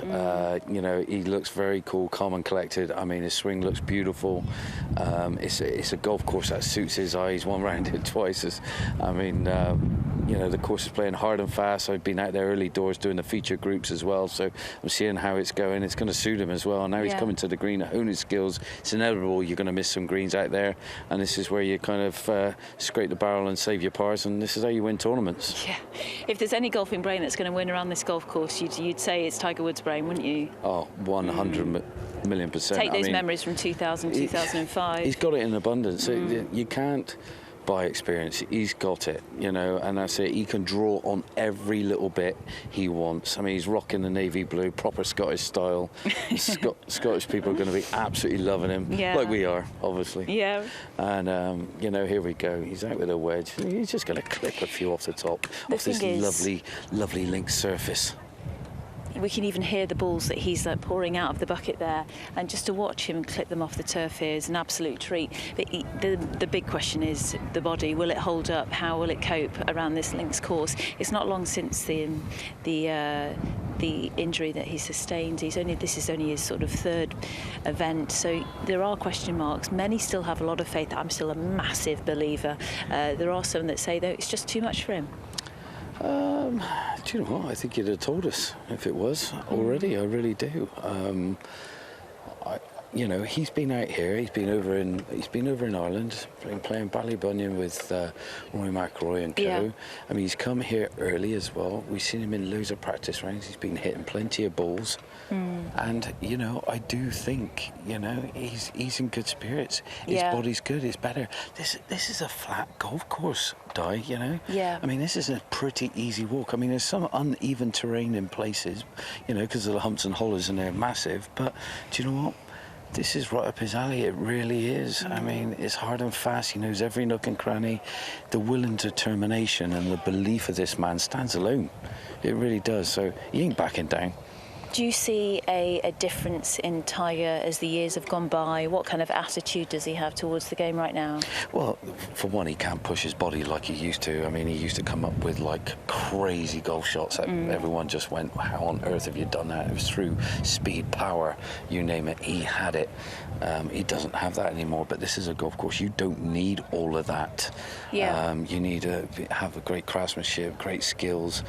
You know, you see the people there looking on, just getting every shot known to man, just because cameras are out. I mean, this could be the last time we see him in full competitive mode. Do you think so? Well, you know, this might, I mean, you know, another 5 years from now, he'll come back.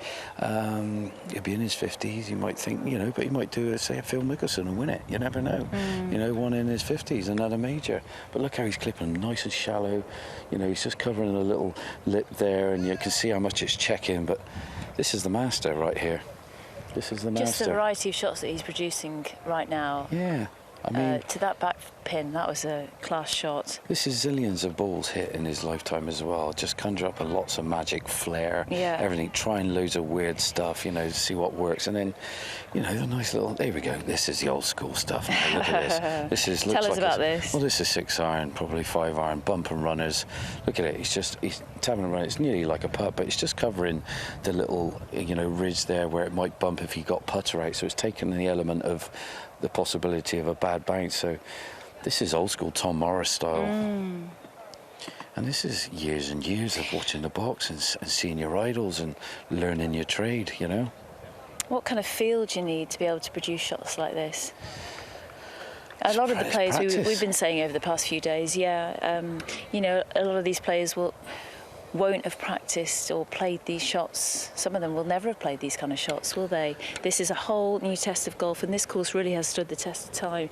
It'll be fascinating to see the scores this afternoon, because I feel like the wind has picked up. We've got 7 under, 6 under, 5 under right now. I mean, leaderboards are all over the place as well.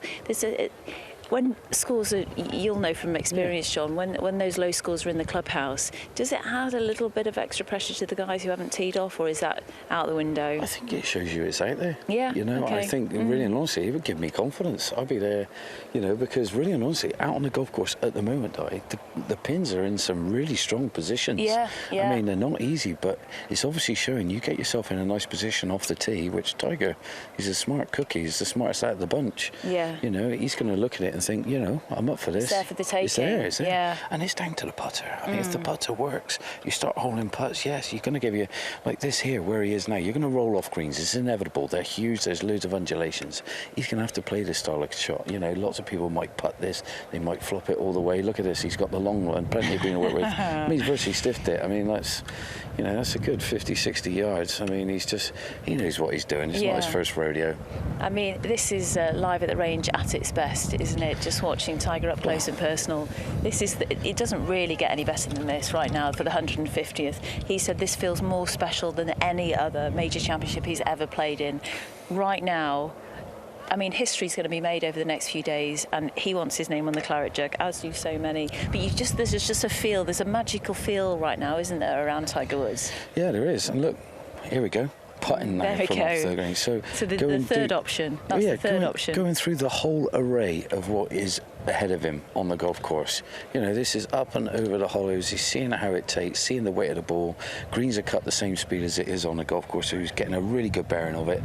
You know, it's all shaving down. It's been work. You know, a lot of play has been done on this, you know, already, but it's still running lovely and smooth. And look at this, he's nearly all in them. Yeah. I mean, this is old trusty weapon. He's had it in his bag for donkey's years, and I mean, this is what it's all about. Wasn't happy with that one, was he? No, a little bit short. You know, a bit of work to be done, but I'm sure he won't be doing that again when he's out on the golf course. This is where you're learning. You're learning the speed of it. Look at that one. Straight away, you learn straight away, and that'll be just a tap in for a 2-putt from miles off the green. Tees off at 2:59, so he's got about an hour and 10 minutes to go. So the short game area is first, and then he moves on to the driving range. This is his normal practice routine, no change. What's his relationship like with his caddy? How much has it grown over the years? It's massive. Pure faith. He's got his back. I mean, they you know, the pull from pillar to post, really, they get so much attention, both of them. I mean, really and honestly, they got so much to deal with. But yeah. I'm just moving to get a slightly better angle for me, John, to see Tiger at play there. Yeah, and I'm learning. I'm watching this, and I'm completely learning as well. I mean, it's brilliant. All the youngsters around here, they will treasure these moments for years to come. To say the first time that I ever saw Tiger Woods was at the Open at St Andrews. He's such an inspiring role model to so many. What he's produced on the golf course is legendary status. We can wax lyrical forever, but we're just so intrigued to see what he does in this first 18 holes of golf. Go on, what were you going to say about that last putt? No, I was going to say, like, you know, the kids looking on here, the people looking on, they would all the time would be chipping this. 100%, they'd be flying it all the way. He's putting it, chipping, running it. They don't do that type of shot. They're probably looking, going, well, when I get home, I'm going to do that now. Yeah. And then all of a sudden, that's the effect. That's the Tiger effect. Straight away. They've learned a shot that they wouldn't normally play. Yeah. So, you know, he inspires how to play shots. Do you know what I mean? Just from him being here, doing those actions. And now he's going to go in the bunker, and that's going to be unbelievable. This is going to be a bunker show, because the sand in these bunkers around St Andrews is unbelievable. And look at them. They're screaming for him. They love him. He's in the zone, though, isn't he? Throwing some really nice little nod to the crowd there. You do see a softer Tiger, don't you, now? He's got his family. He knows what it's like. Yeah. He's a father of 2, and, you know, he had a great time with his boy as well, and his daughter did the speech, went into the Hall of Fame, and you know, everything like that. So they've all got his back, and he's been able to play golf with his son, and they contended. They went head to head with John Daly and his son. So, as you say, he's had a great time over in Ireland, and the Irish hospitality he absolutely adores. He was at the JP McManus event, and then played, as you say, with Rory, and passing on some advice to Rory, and he's got a really great relationship with JT as well, a really nice friendship. You feel like you just feel there's a gentler Tiger Woods coming out as the years go by. Got quite a few fans to our right-hand side, actually, John. Yeah, do you reckon we should? Should we go and have a quick chat and see? Yeah, I think see what they think. I've spotted someone in a Tiger outfit who I'm quite intrigued to chat to. We've got to speak to him. He's dressed in. There's quite a lot of polyester going on, I think. Can I just say hi to you? I mean, this is a planned outfit. This is. Put the hood up, get the full effect. Get the hood up, yeah. I mean, where is this? It looks very expensive. It's more for warmth than maybe it is anything else. It's definitely polyester, isn't it? Yeah, Sure, yeah. It's very. Where did you get this from? I ordered them online, yeah, definitely. Lots of retailers are available. Yes, I'm from Arizona, so this is helping me maintain my composure today. Amazing. Massive Tiger Woods fan? Massive, yeah. What is it? What is it about him? Well, I mean, this is a pretty cool view, isn't it? It's amazing to be out here, and I think it was just like 2 of us sitting here till he showed up, and then 300 people showed up. Arrived. Yeah. It's a bird's eye view, just seeing him with a variety of different shots. Onto the green, using the putter, using a wedge, using a 6-iron. I mean, the skill around the greens. Do you think he'll do well this week, Tiger? I want to call you Tiger. A few people have shouted it. No, I really hope so. I want to wear this all 4 days. So, hopefully. Yeah, Tiger fan? Are you a Tiger fan? Of course, yeah, who isn't? Where are you from? Originally from Connecticut, yeah. Oh, okay. You've come over especially for the Open Championship? Of course, especially for Tiger, yeah. Oh, great stuff. Yeah, it's just so enjoying the Scottish hospitality. And who have you seen out on the course already today? Saw Colin Morikawa, Rory McIlroy, Justin Thomas. It's hard to get a view of them, though. I was going to say, lots of people following that group, yeah. Shooting some birdies are available out on the course today. We've seen 4, 5, 6, 7 under par.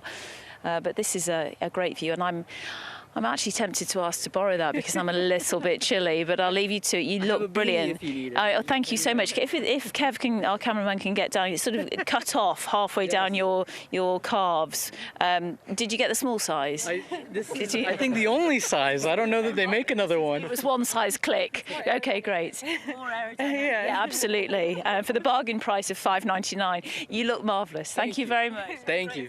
Yeah.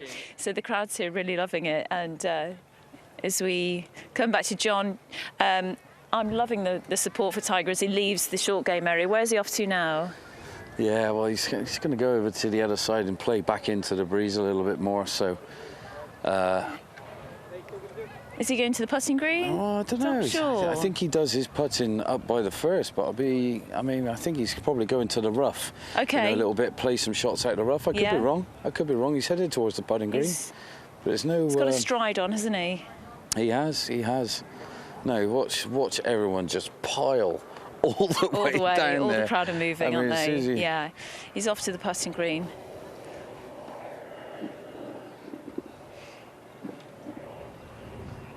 Yeah, it's brilliant to see. I mean, thousands here today. You saw a massive shift in the amount of people here from Tuesday to Wednesday to the last practice day yesterday, and then today it's really kicked off, hasn't it, in terms of people here? Everything's happening. I mean, I've been fortunate to go out that first 9 holes. I know what he's got coming his way. I mean, I think he's got some good chances coming his way as well.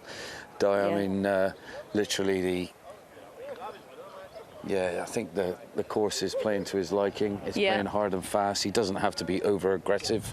He can hit nice wedge shots. You know, there's some tuck pins out there, especially the likes of, the second, the fifth. My goodness, there's some tough beauties, but I do expect him to do well. We see Garrett Higgo right here. He's already played. Hey, mate. Hey. Thanks, man. So we are going to head back to the commentary box. It is 1:50. Tiger tees off at 2:59, so just over an hour to go. But for now, Louis Oosthuizen is on the range, and boys, you've got a bird's eye view of him. Yeah, fantastic piece. Great to see Tiger getting ready with Peter Finch. Peter, you've been down on the driving range a lot. Is it a different vibe on a Thursday as you get ready for your round? Yeah, slightly. I mean, I think with a lot of these guys now, they've done all the prep. They want to get out there, and it's pretty obvious from looking at the scoreboard that it is scoreable. Some low rounds in there. We've had 64 so far from Cameron Young, and I think Rory's probably going to be in and around that, matching it. So some of these elite players, they just want to get out there and get playing now. Yeah, it's funny, there was a lot of question marks about sort of what's going to be a good score. I was chatting to Rory, came in, he said, you know what, I think 69 could be a good score tomorrow because it's so bouncy and if it's windy, but it's been no wind and, well, the scoring bubbles are getting bust, so players know they're going to have to be fairly aggressive. You can have a good sort of safe strategy around St Andrews, but you can't really score unless you take on a bit of risk, Peter. No, and the lack of wind mitigates that risk, doesn't it? And it's hard to describe really just how much of a difference it makes at this course as well, because the bunkers are so much more of a hazard. If you do get in them and when there's no wind, you're able to fly them, you're able to control your distances much, much more. Well, I say that, you're able to control your carry distance. Not sure about roll at the moment. Yeah, I think that's what makes it so fiddly. Anyway, so Louis Oosthuizen, he will have extremely good memories of having been here before. Amazing victory. So let's have a look at his routine. I mean, it's just a rhythm and a movement that looks so simple, kind of. I mean, you'd want to copy that, Peter. It's just very classic, isn't it? And it's not changed, has it? That's what's really remarkable about Louis. He's so consistent. He hits the ball so well, and he has done for so long. He's your stereotypical not underachiever exactly, but you know, you would have expected him to have another 10, 15 wins under his belt and at least another 2-3 majors. Yeah, I think from a ball striking point of view. And it's probably the rhythm. It's like, you know, Nick Faldo had a fantastic rhythm. Colin Montgomery had a fantastic rhythm. You know, they weren't hitters. They sort of swung the club more. Do you think that gives you more longevity in your career if sort of the glue which holds the pieces together is more stable?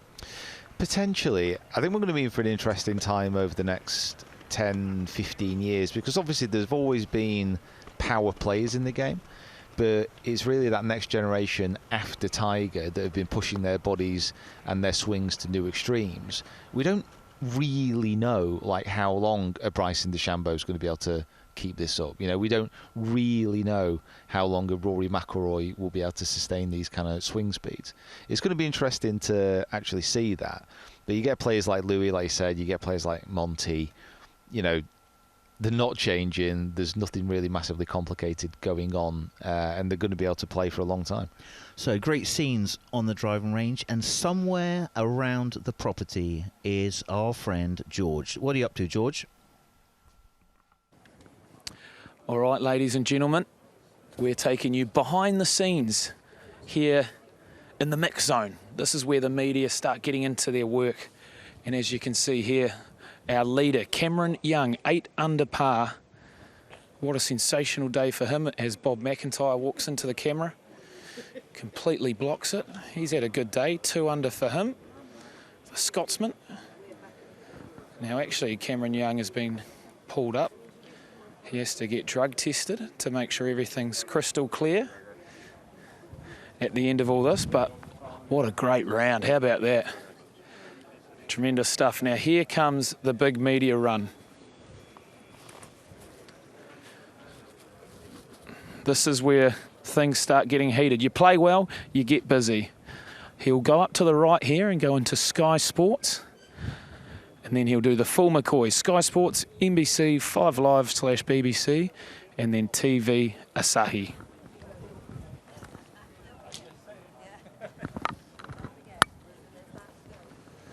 This is a busy old time down here.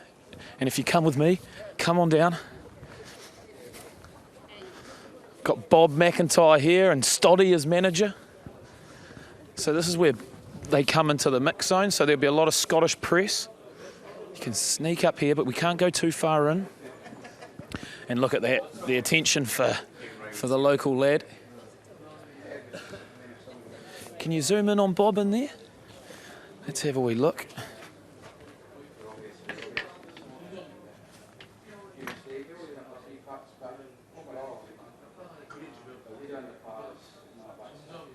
Overall, 2 under par, not a bad start. Stoddy, happy with that? Very. Very happy. That's fantastic. So this heats up. The longer the tournament goes on, the longer the championship goes on, this gets busier and busier. But it's great to have our leader. Let's go up and see if we can see him. Let's lead the way up the stairs.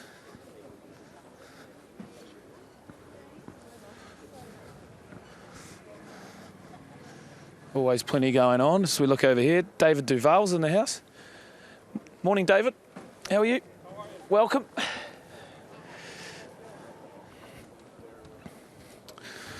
Now you've got to be careful where we go here. We don't want to get in the background of anything. I don't want to get told off by security. And then if you come with me, come on through.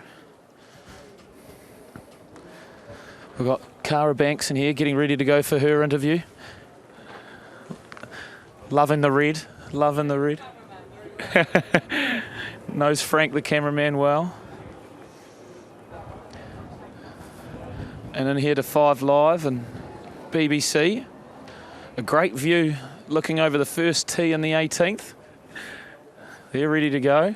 And then TV Asahi, where are they? Oh, it looks like we've got our own media booth here. Where are they gone? The leaders are here. That's why we're here behind the scenes. We're going to capture everything for you guys. And so that's pretty much the loop. The loop-de-loop. I'm looking forward to bringing you back here later in the week in the weekend, when there's about 5 or 6 people in contention, it gets pretty hectic. Gets very hectic. Cameron Young's caddy, Bob's there. Some great eyes watching on. You got the Caddy Master HQ. They get the bibs off, get them washed. Away they go, ready for the next day. And then if you're playing really well, you get to go over, out, and then over into the big media centre, which is where Cameron Young will go.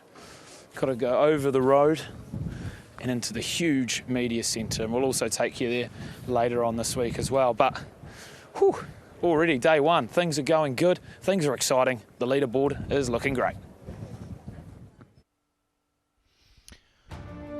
Great work from George, our man George. He's done more miles than anyone else this week.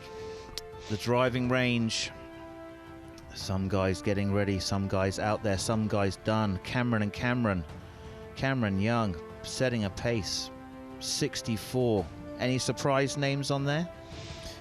Probably Ernie, you'd say. I mean, obviously he's a classy player and he's, you know, been there, done it all. But, you know, I'm not seeing him up around the top of a leaderboard in a major for quite some time. Barkley Brown, I mean, that's an amazing first round. That's going to put him in pole position to get that silver medal. It's still early days, though. It is. Certainly is. Getting ready. Who would have thought 64 on day one? And Ernie Els, Rory McIlroy doing exactly what they should be doing. That's the start. You can't win it on a Thursday, but man, you can lose it fast on a Thursday. Yeah, you can certainly put the pressure on. You can certainly feel like you can put a lot of players out of it as well on that first day. I think that's right. So much more to go. Tiger Woods is getting ready, and he is going to be soon coming into our pictures.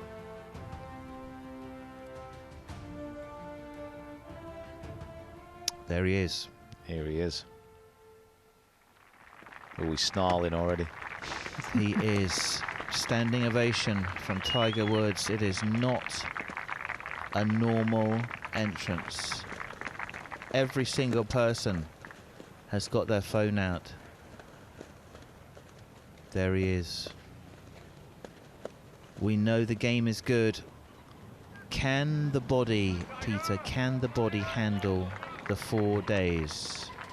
If there was a course where you would expect him to be able to complete the 4 rounds, this is it. I mean, there's slopes out on the course, but it is a very, very flat piece of land, certainly compared with the other events which he's tried to play this year after the accident. I mean, he got around 36 holes, 2 practice rounds, seemed to be pretty good. Yeah, I think he's going to be able to make it round. I think there's a lot of desire. He set out early that this was the place he wanted to get back to, so he's come to the far right of the range so he can hit a little bit more into the wind, just clipping a few, just having a look at the turf. That's just pure, that's just not even trying to hit the ball, that's just actually physically just warming up your body. We're going to have a view of his warm out. So very sort of regimented warm out. There'll be hardly any variation whatsoever in what he does from day to day on a tournament day. Do you like that as a routine? You're kind of getting ready for the day at hand. Yeah, I mean, speaking to Dennis Pugh on the range before, and he said something which is absolutely true with golf. I mean, the best players, it's not that they're doing something crazily different all the time, it's just that they're doing the same things over and over again, getting in their routines. And this pre-round routine that Tiger's going through here, you know, he's been doing this for decades, literally for decades. He won't even be thinking about it. He'll just be getting his eye in, just making sure that strike's right. So the Tiger Woods swing has had to adapt a little bit to a pretty wonky right leg. I think he's lucky that well, not lucky, but it would be much better to have such an injured right leg as opposed to if he had had the same thing on the left leg. Then I don't think we would have seen him, Peter. No, you know, there's ways to put a lot less pressure on the right side if you are a right-handed golfer. And something which is really going to suit him as well is the ball's not going to be sticking on any of the side slopes this week. They're always going to find flat, so he's not going to have anything too complicated of a lie unless he gets in a bunker. Yeah, so he's done a huge amount of work on his upper body. That upper body is strong, the speed is good. Now he does get a bit of hay fever, Tiger Woods. He complains about that, sort of, especially at the Masters and the fescue grasses. So does Team Tiger, his great friend Rob, faithful caddy Joey LaCava. Joey's been out a lot with Freddie Couples. Been round here, had success. We saw Joey earlier in the week. So a little bit of hydration for Tiger, getting himself ready for this first round of the 150th Open. Could he possibly do it, Peter? I am going to say no, with the full knowledge that I may be proved completely wrong, and I would be happy about that, delighted, if he does be in contention. But, you know, we're at this stage now where, you know, the first thing we've spoken about is not him contending, you know, it's can he get around 4 rounds? You know, that's where we're at the moment with Tiger. And I don't think that's a bad thing. You know, we just want to see him back. We just want to see him playing. We want to see him healthy.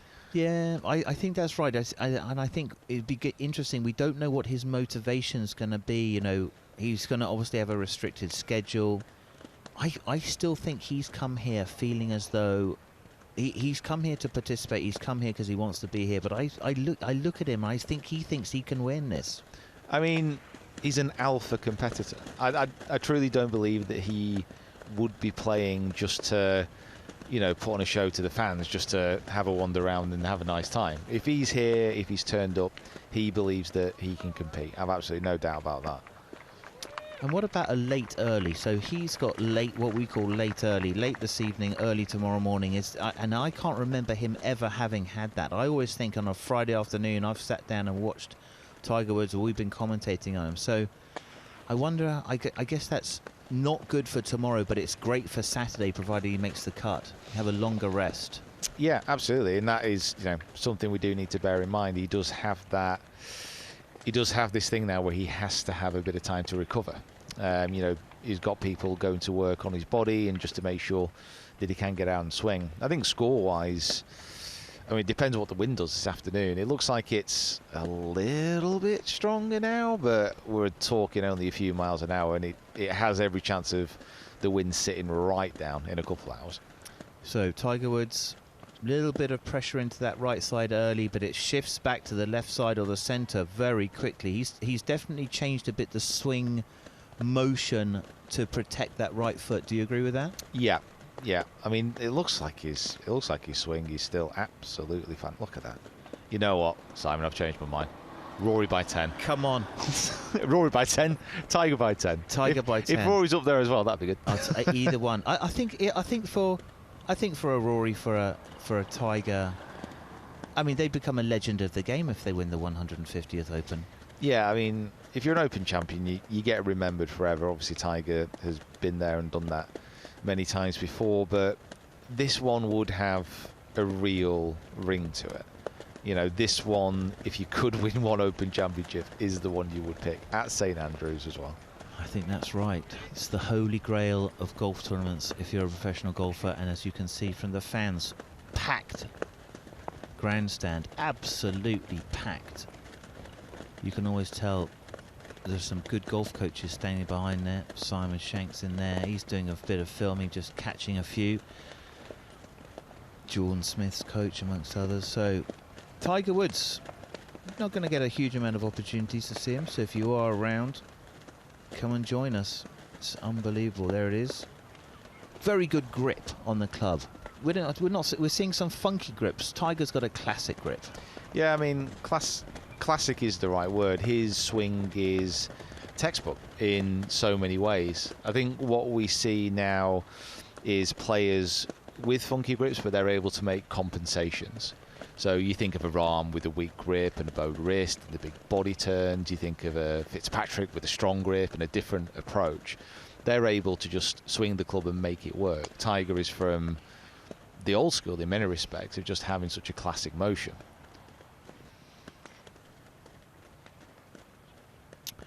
So, we're going to head down to the driving range, which is the place we want to see, with Josh Antman, who's with John E. Morgan. Thanks very much. Thanks very much, Simon. The sense of excitement and expectation just down here has gone up a few notches here, and even the players are stopping to watch Tiger. Bryson is stopping between drivers. Guido Migliozzi has stopped completely and just watching Tiger now. It's pretty amazing. John, let's talk about what Tiger's doing. He's just switched angle just now. He was playing straight into the wind, but now switching. Tell us why he's doing that.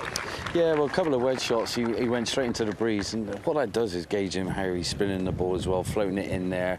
He's getting to see if he gets any deviation in the ball, so he knows if he's getting a bit late on it, a bit early, if he's drawing, fading, whatever, he can dictate the ball flight.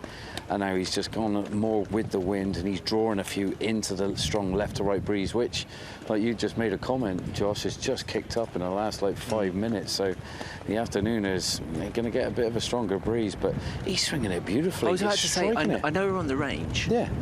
And it looks like he is hitting it so beautifully, isn't he? The sound is crisp.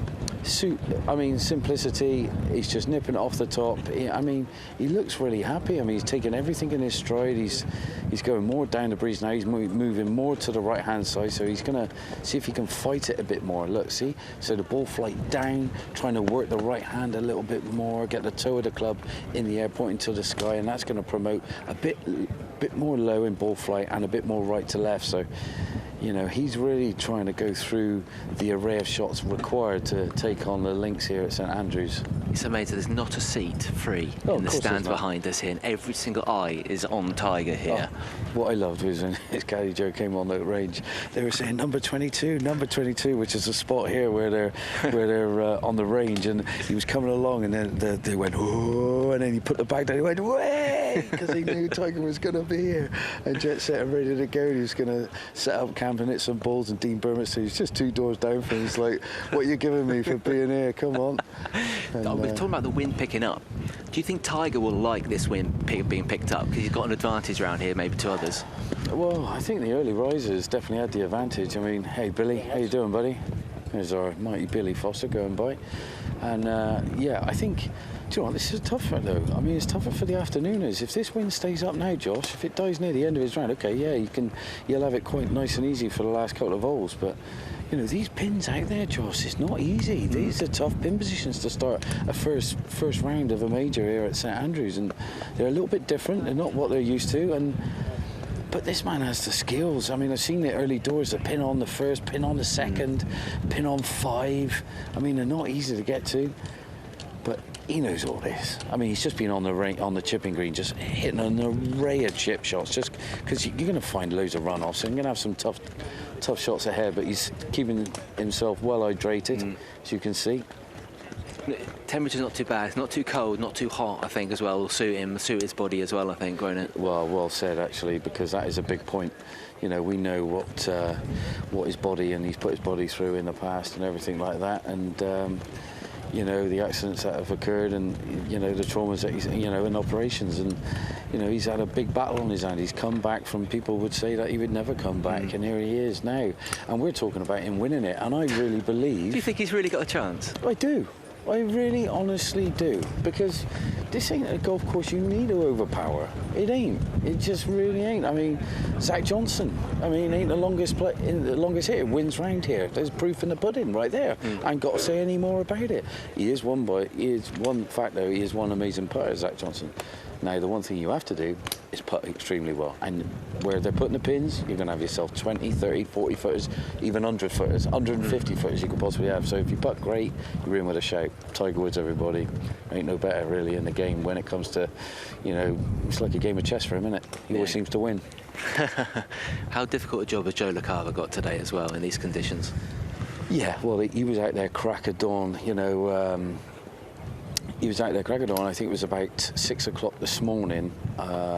Seen him out there with Spieth's caddy, and you know, Michael, and they were going round the golf course. I seen them up on 18. They were analysing how they were going to play the hole when their boys get there, and you know, I just think to myself, you know, that, you know, he's done his homework. mate. He's done his homework. He knows this. The wind has not changed in any kind of direction whatsoever. It's just got up a little bit more. It's picked up in the last 10-15 minutes as well. It has. That's the thing. Standing here, I can feel it. Mate, you've hit the nail on the head. I mean, and do you know what? He's not rushing himself. He's pacing himself. Look, he's been in the gym already. He's been in the gym. He's warmed up. He's loosened up all the muscles. He's activated what he likes to call, you know, the glutes and everything like that. He knows that fires and gives him the speed.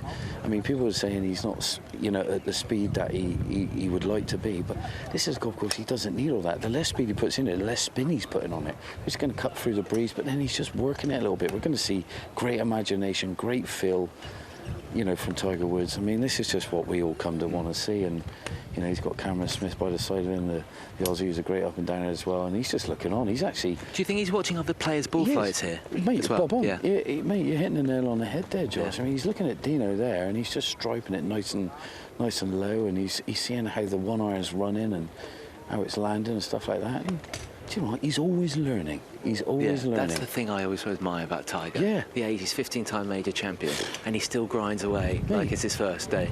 Yeah. I mean, he's never stopped learning.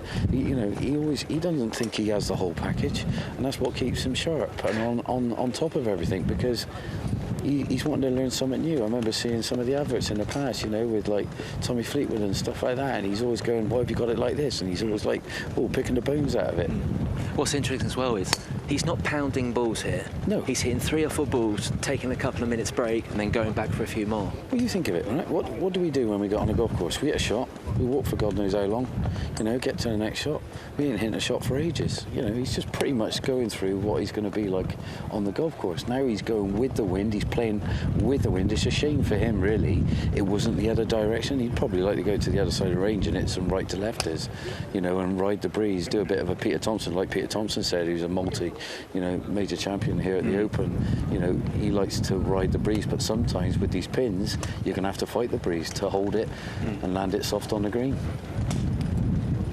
He's striking it really well. Look at the breeze getting up again. Yeah. Here we go again, Josh. You called it. It's popping up now. Look at the divots starting to move on the range. Now, just the turf is moving. We're going to have a nice gathering here and have enough for an allotment. He doesn't play the same shot twice as well on the range. Have you noticed? Yeah. He's just mixing up every single shot. Well, the game, as we well know, you never hit the same shot twice, pretty much. You know, unless you play in America on still conditions. You come to links, every shot is completely different. Terrain, everything, where you got to land it low. I mean, he's going to have some shots out there. He's going to have to pitch 40 yards short of the green if he likes it or not. Somebody's going to have to fly all the way and spin it as much as he possibly can. You know, lie dependent. But look, nether basket of balls just gone and got a nether basket, so we're going to see him clip a few, and he's just going through it now. Yeah. He's gone from the short, he's going to the long. We'll see him into 3-wood and driver in a minute. What do you think a good score is for Tiger today? Now these conditions are changing slightly. Oh, you know what? He'd be happy with a 70-69. Keeps him right in there. Yeah. You know, I mean, 70-69, 2-3 under par. I think he would know, especially if he's got the early tee time tomorrow. If the windy conditions are benign like they've had it this morning, you know, he's going to go, well, I've had a nice run there, but it's a big battle on his hands. The draw he's played into the wind there. Oh, it's fantastic. That. I love that. How do you feel when you watch him? I'm in awe. Because I know you're a golf geek like you me. know, in my generation, he's my hero, really, Tiger. He is. And now you watch him like this at the age he is after everything he's done, and just it's the sound. We've been on many golf ranges, you and I. Yeah. And there's not many players when you come and it's that sound that's different to everyone else. Yeah. And you watch him hit these irons, and they're absolutely pure, every single one. He hasn't mishit one yet. I mean, you got to see him in Ireland 2 weeks ago. Dare Manor, yeah. I mean, what was that like for you? Yeah, that was amazing, yeah. But I think Tiger looks better now than he did in Adair Manor. Yeah. I think he feels more at home here as well. Totally. I couldn't agree more. I mean, it's like you said, this is his home from home. You know, this is where he feels he's most comfortable.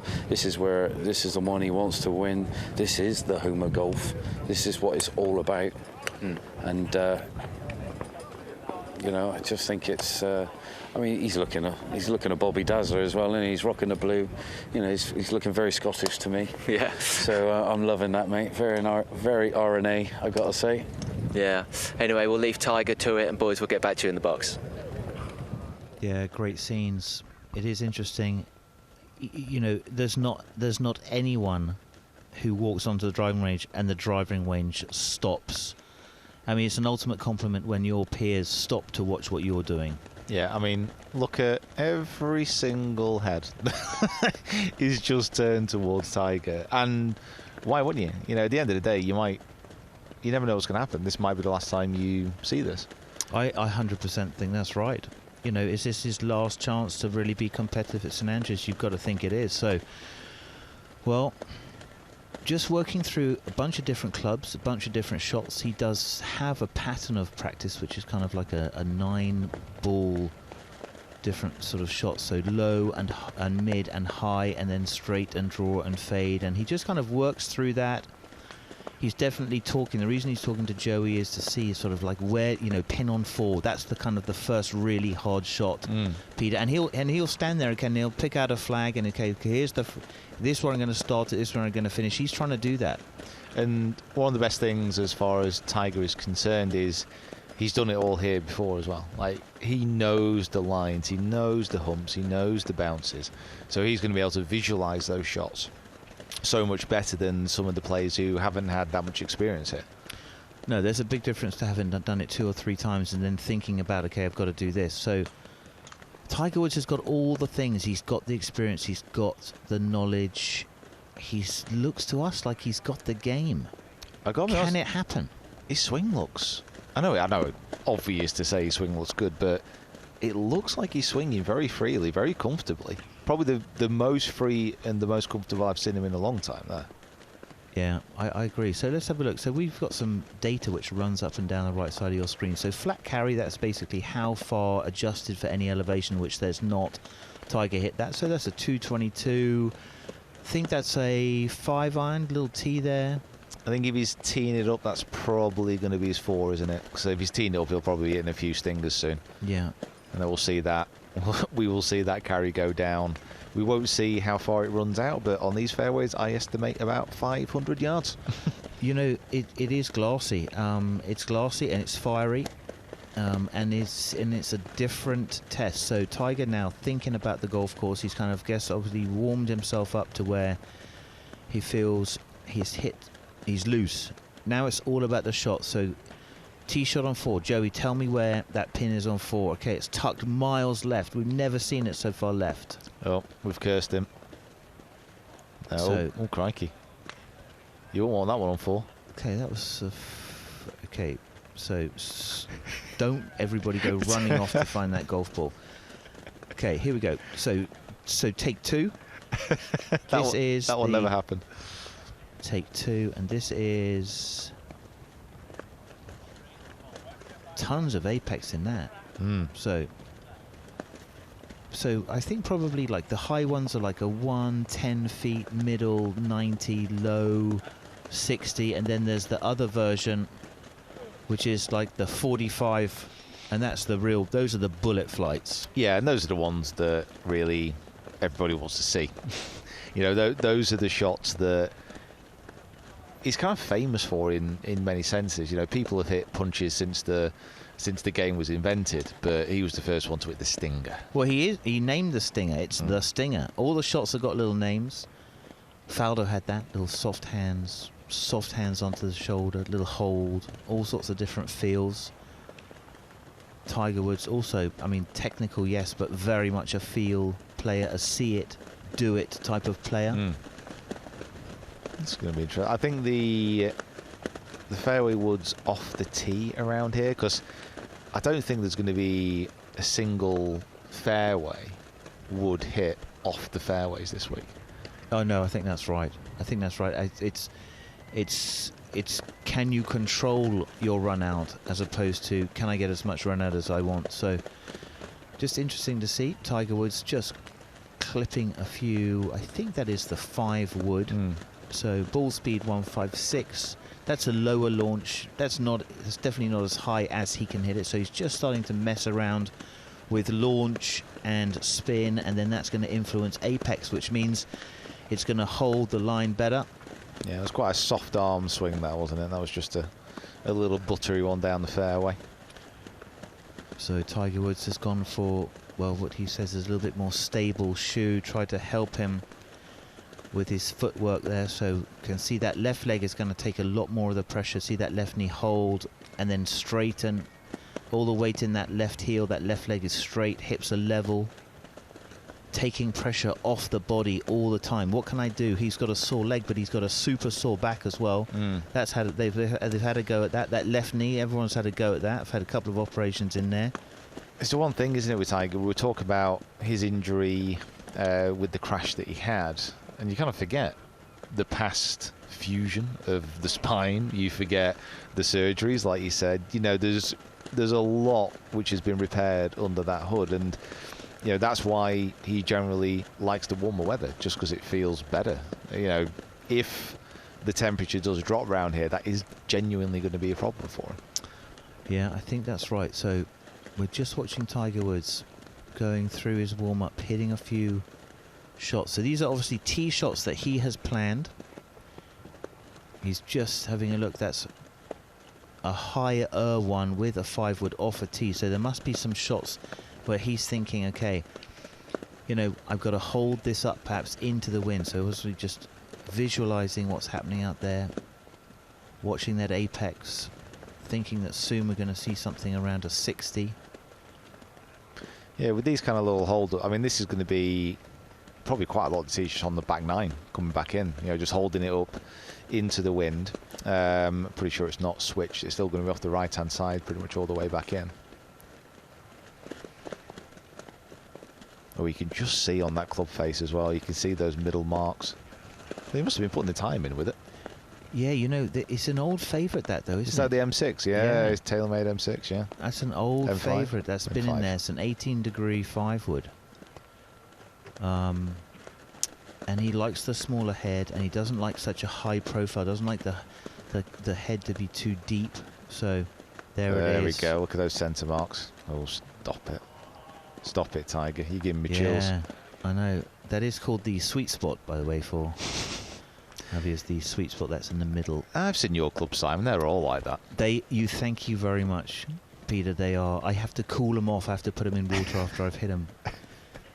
And I keep vaporizing tees. It's really a problem. There it is. Those hands, magic hands. Have they got it one more time? 5-wood cover goes back on. A chat on the course, looking at the pins, discussing the wind.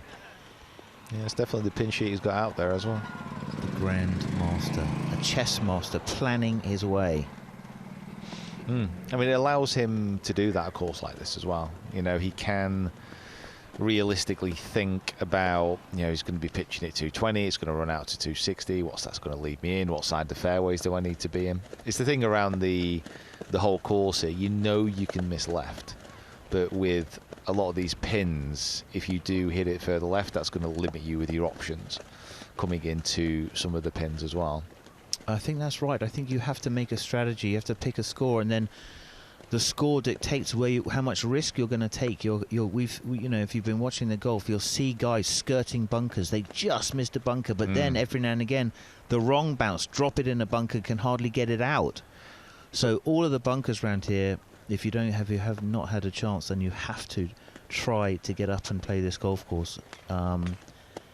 The bunkers are at least they're worse than water hazards. They're more. They can be worse than a one-shot penalty. Well, something I've seen so far in the coverage out on the golf course is when the ball has been running into the bunkers with pace, which, you know, with the fairways as they are, they've all been settling up near the front. There's been absolutely no rollback, so they've been right up against the faces.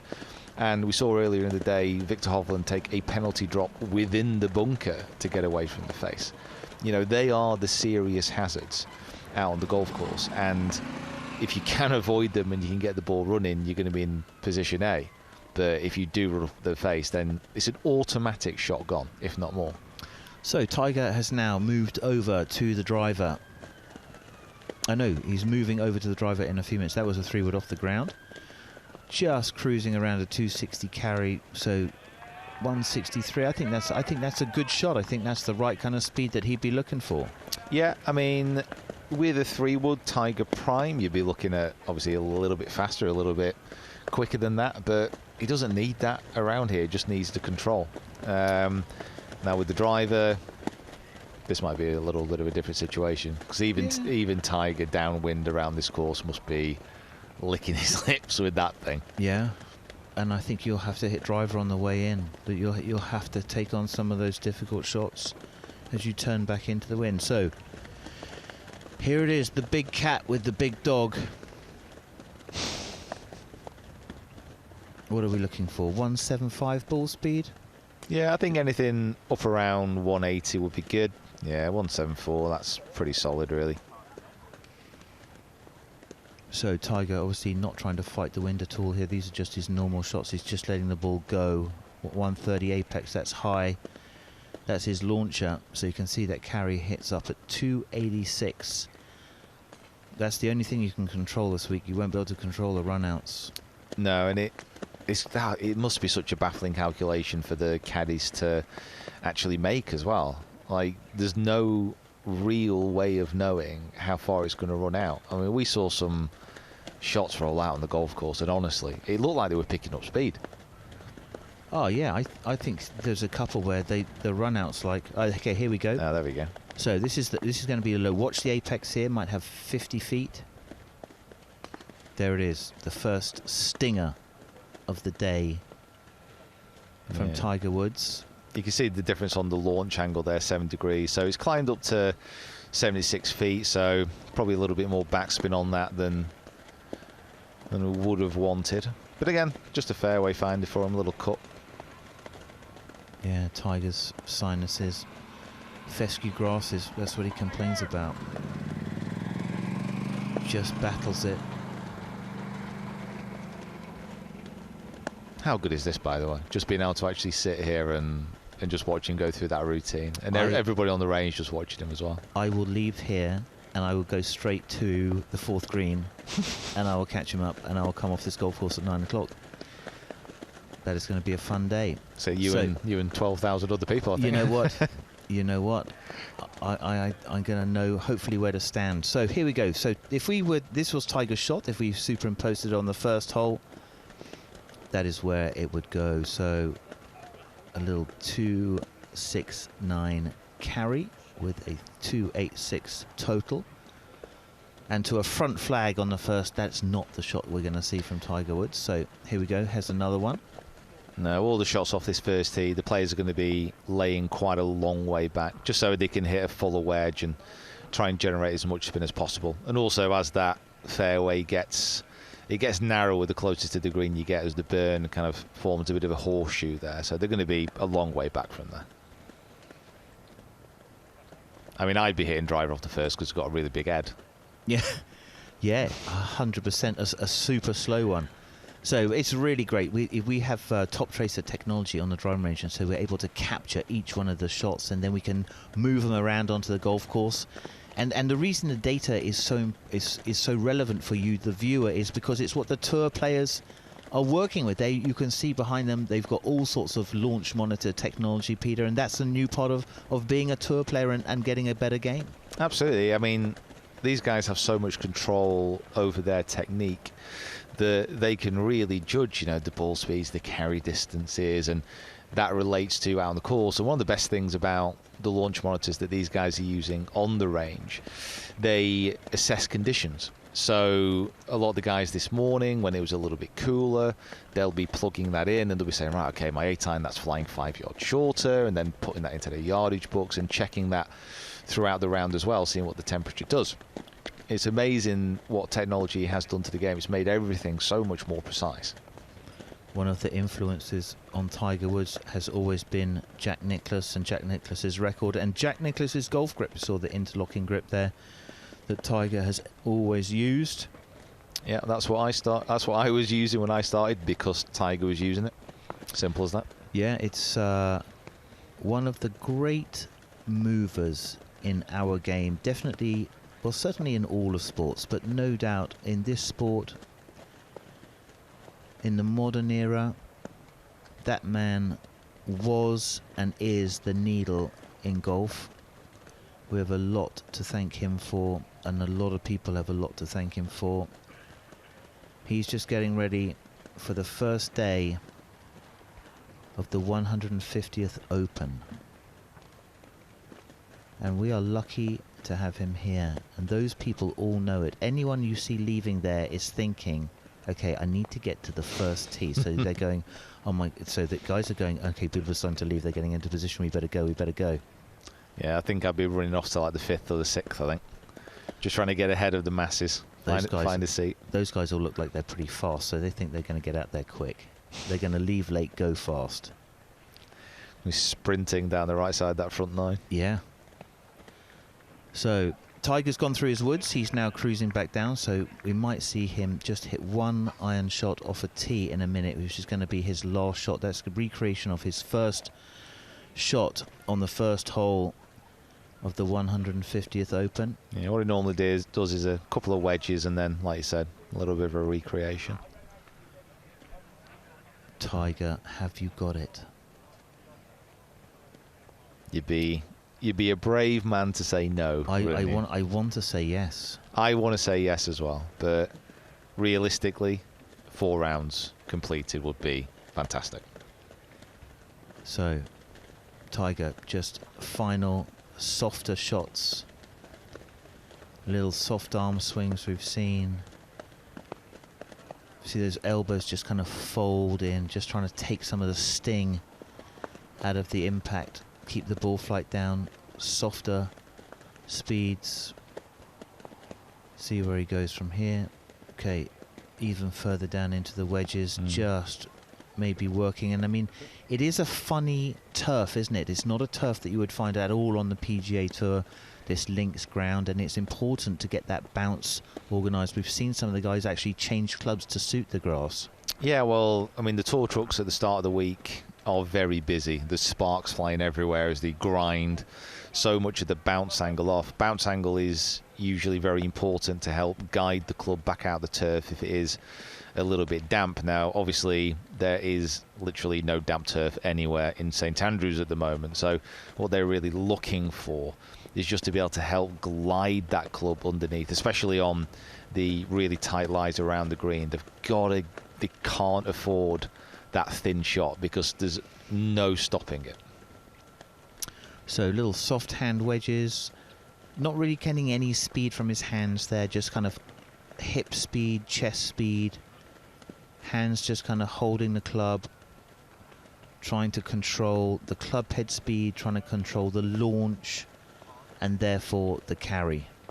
Just getting into that rhythm as well, isn't he? He's just finding that feeling, finding that rhythm that he's going to be taking onto the golf course. You know, that's when we see Tiger play at his very best, when he is swinging with a nice, smooth, relaxed tempo, and he's not trying to absolutely smash it. And that's one thing which is apparent now. You know, he can't swing at those same speeds, so there's other parts of his game that are coming to the fore again.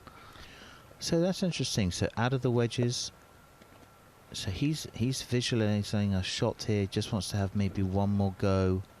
There's a certain hole he thinks, okay, I've really got to see what it is. Let's see what happens. Maybe he's in driver off the first. Straight over the burn to 5 feet, knock it in, eagle, goes on to shoot 30 under. So that was not what he wanted to do. You see it. Yeah. He did not hit the shot he wanted. So take 2. Just imagine he birdies that first. I think just imagine the roar. I think he's holding his wedge shot. So working on his game, that's interesting. So just a little positioning perhaps of the shaft. Well, that talking to himself. Yeah, that one a little bit low, a little bit left, isn't it? So I imagine that as soon as he hits that little buttery fade, he'll be good to go. Kind of cleaned out of that one better with his hips there. There you go. That's all you need to do. Just that one. Do that one. 173, 267. Okay. Now imagine this is going to be his first tee club. Here we go. So he'll go through a whole routine. I'll have a visualization process attached to that. There you go. Here's me and Tiger. I was standing here and then this guy was hitting balls and everyone went like, wow. Look at me. Look at me. Here we go. Come on, Tiger, swing, Oh, swing. yeah. There we go. There we go. Got the swing. So.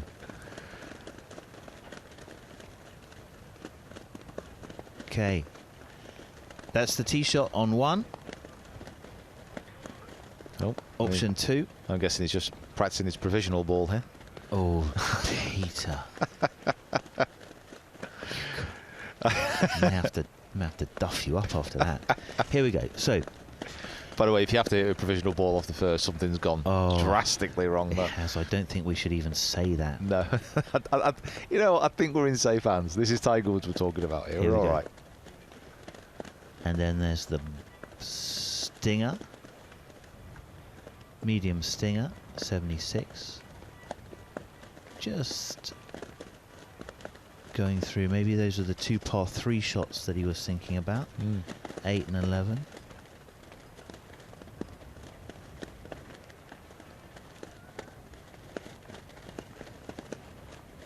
That was it.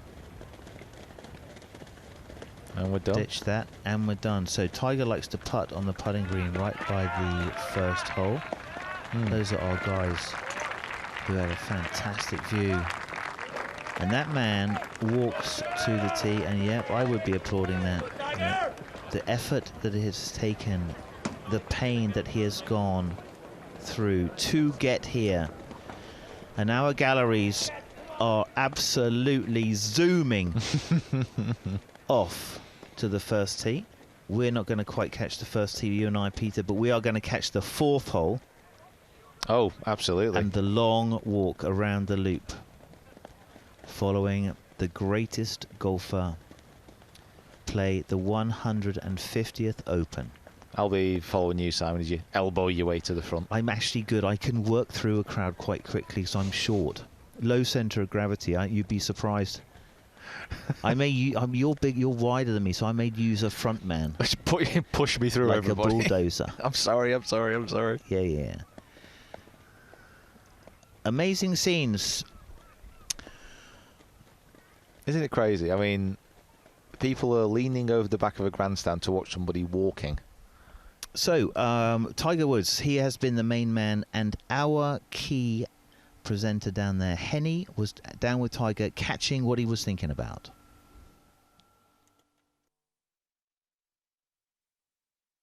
It seems every waking moment out on the golf course here at St Andrews. You seem to have been a kid in the candy store, just absolutely loving it out there.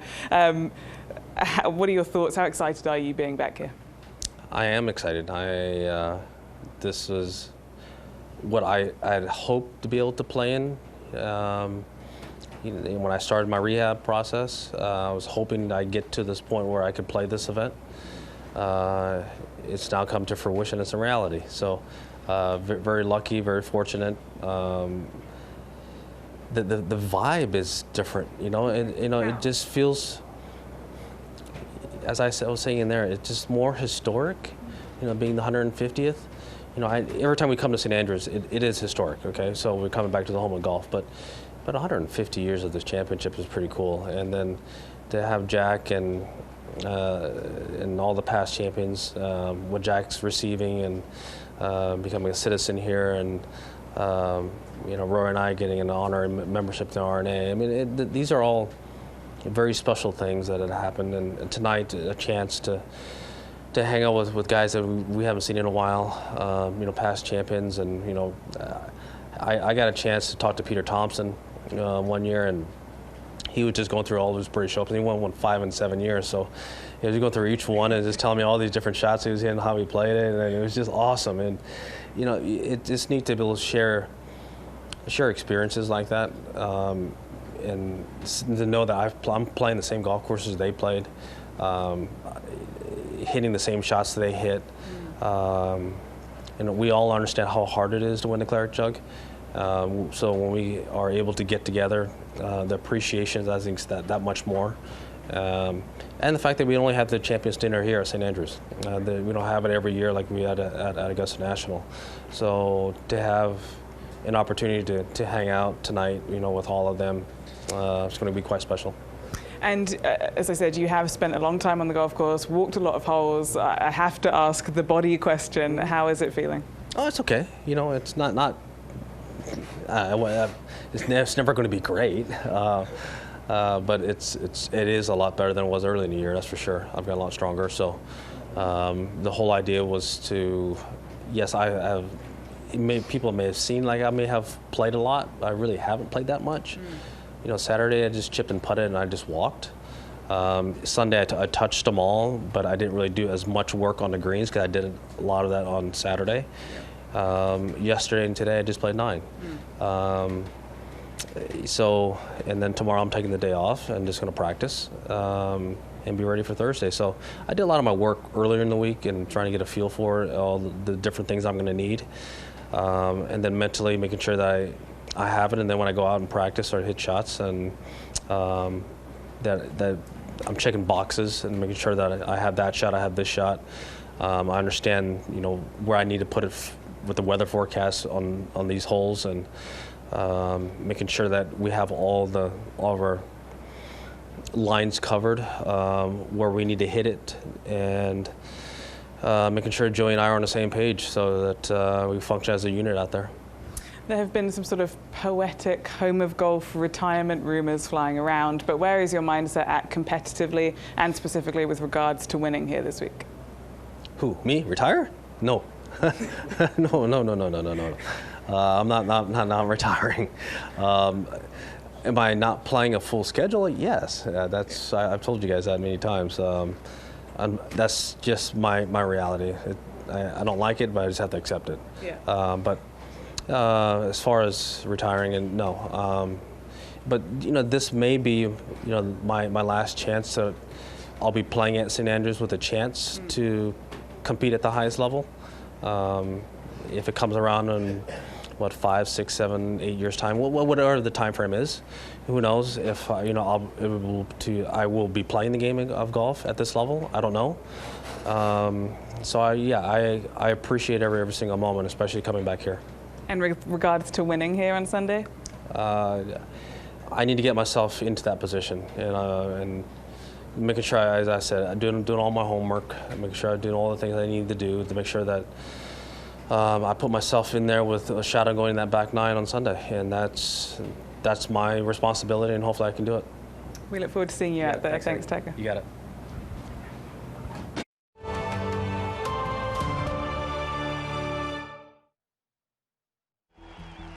I think I played 8 Opens here, and St. Andrews is always a special place. You come into it, and if you're not here during the tournament, it's this quiet city. You look at it, and then all of a sudden it just lights up.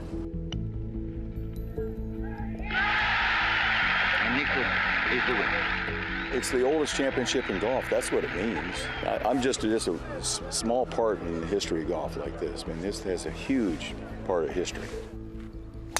I'm glad to have been a part of that history. Would have liked to have won here, but I never did.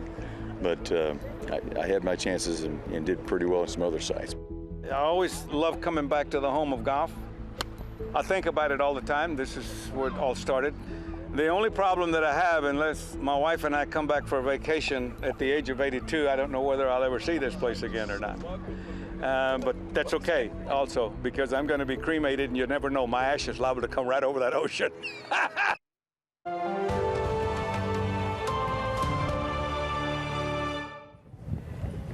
Range is a little bit quieter now, a few more empty seats here on the range since Tiger's gone off to the first tee, soon to be teeing off. I'm joined here though by producer, founder of the Random Golf Club, etc., Eric Anderslang. How are you doing? I'm good. Thank you for asking. Yeah, it is very quiet here. Should we be on the tee with Tiger? Do we miss something?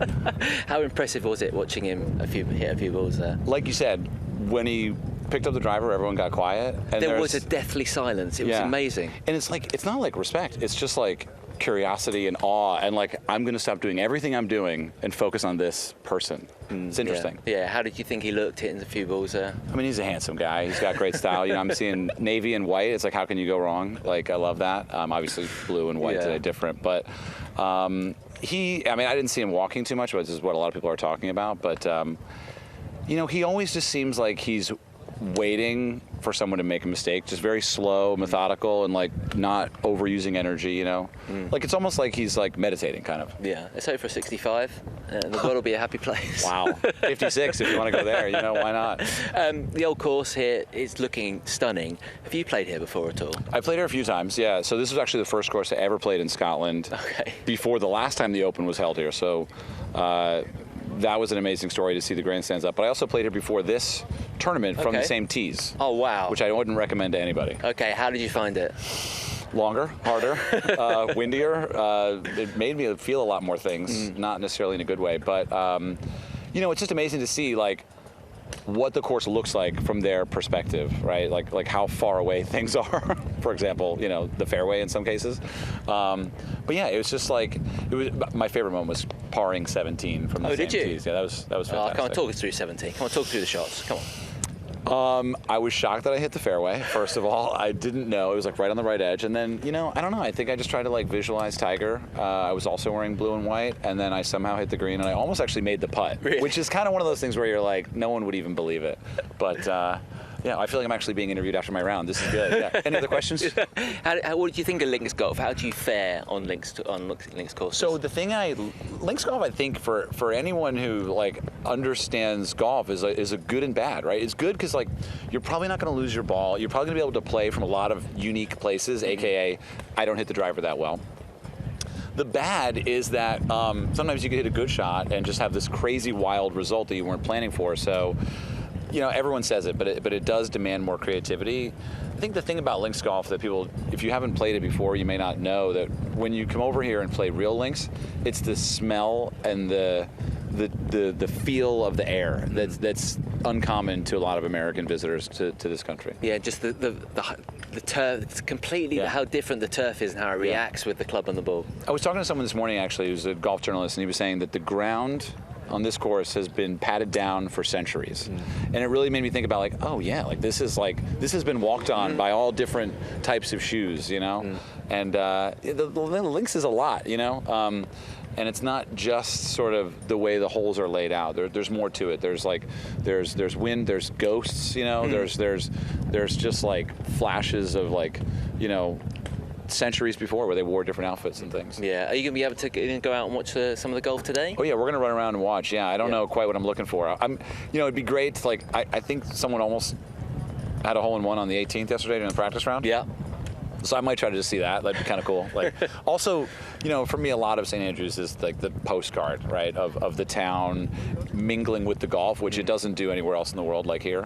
So I kind of like it over there. There's a lot of energy, and yeah, it's just it's all like buttoned up, you know. Yeah. The course looks really special right now. Yeah, the atmosphere in the town, as you said, around the bars and the pubs, it's very unique. Yeah. You don't get that in many other places in the world. No, I mean, even like any of the other opens, right? None of them really descend upon a village as this, right? Like even Portrush, like it's like, okay, going to go to town, get in a car. You know, very rarely are you just like walking everywhere, you know. And it's interesting, like I was like last night, 9 o'clock, looking out my hotel window, Bryson walks by. Hey Bryson, okay, see you later. Bye. You know, it's like that never happens, you know. So it's a unique environment. Yeah, yeah. And Tiger, come on then, how do you think Tiger's going to get on this week? If I knew, I'd be very, very rich. Tiger is going to, I want to see him wear red on Sunday. That's all I want. You know what I mean? We just want to see him on Sunday, and, you know, I can't say anything else about it, but I'm excited for it. Okay, Eric, thanks very much for joining us. Have a great day here. Have a great few days here. Thank you. Thanks very much. Cheers. Cheers. Cheers. Thanks, man. I wonder we did it. Yeah, fantastic. It is the home of golf, and it is amazing. You know, everybody's right here. You just walk around. There's people having dinner there, people having dinner here. Been wandering around in the evenings or early to bed, Peter? I have been early-ish to bed, Simon. Ish. Ish. So let's not. We won't go there. You can see those flags at the top of that grandstand have been moving faster in the afternoon. Tiger Woods is just heading out, so it's the same wind that we've had all week. It's kind of like a west wind, so across the first hole from left to right. And Tiger's just heading out. There's still some marquee names and marquee groups out on the golf course. That man, Peter. That man? Has he got Open champion written all over him? I think he's got a Grand Slam completion, like by the end of his career. He's a golfer that has literally everything. There's no weaknesses at all in his game, and I mean, you'd probably feel a little bit more comfortable if he came in with a touch more form, but he's such a good golfer that he could overpower any course. And I like the way that he plays, you know. It's like, okay, predominantly a fader, but he could fade a couple into the first and second, he could draw one into the third. I mean, it's like he's such a shot maker. Yeah, he's not one dimensional.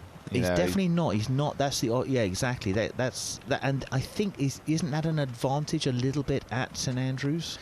Yeah, links courses in general. I mean, you've just got to be able to see different shots. If you're stood up to a ball and you just hit like a high fade, and you're looking at some of these holes, you're gonna confuse yourself because you just won't be able to get it close. You've got to be able to look at some holes and say, right, a low draw, let it run. High fade at times, yeah, high draw at times. To access all these pins on some of the biggest greens that you're ever going to see, you need to be able to work the ball. Muttering away. Oh, he's a chunterer. Was he happy with that? It's very hard to tell at times, isn't it? A little bit. Well, he can't be that happy. He's got the driver out. He's going to let loose a little bit. Okay, here we go. He was with Dave Phillips, who coaches him from TPI. So, John Rahm. He's chuntering away. Yeah, it's a lot of chat there, isn't there? It's the first sign of madness, isn't it, talking to yourself like that? I wouldn't go there. I just think, you know what? He's a big old unit. If he wanted something and I had it, I'd probably give it to him. Here we go. So, a rip with the legs. Legs like tree trunks. Watch this. Boom. Now, our man on the ground, guess where he is. Where could George possibly be? Let's find out. All right. Well, ladies and gentlemen, boys and girls, the time has come. Tiger Woods is about to tee off at the 150th Open Championship, and here he comes over the archway to the first tee. This championship has been a long time coming, and when Tiger tees off, you really know it will be in full flight.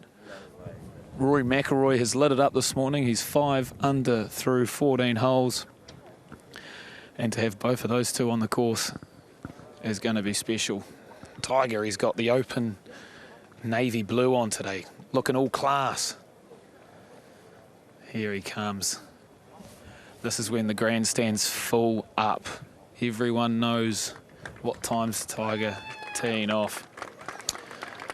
Nice and early to his tee time, 2:45, which gives him 13 minutes to have a little putt, get in the zone. His first one, ooh. We've had a good amount of coverage of him down at the range, and that putter is hot to trot. We've noticed all week his slow, precise walk. This, ladies and gentlemen, is what you call the Tiger Zone. Imagine what the Tiger Zone feels like. I'm not sure about everyone at home, but we all go through a hot spell on the golf course. You get a bit of a rhythm on. You might get 3 pars in a row and you feel pretty good about life. But imagine the Tiger Zone. If we feel good on the course, imagine when he's at full flight. It's unbelievable stuff. Playing alongside Max Homa and the recent major champion Matty Fitzpatrick. A fun group, that's for sure.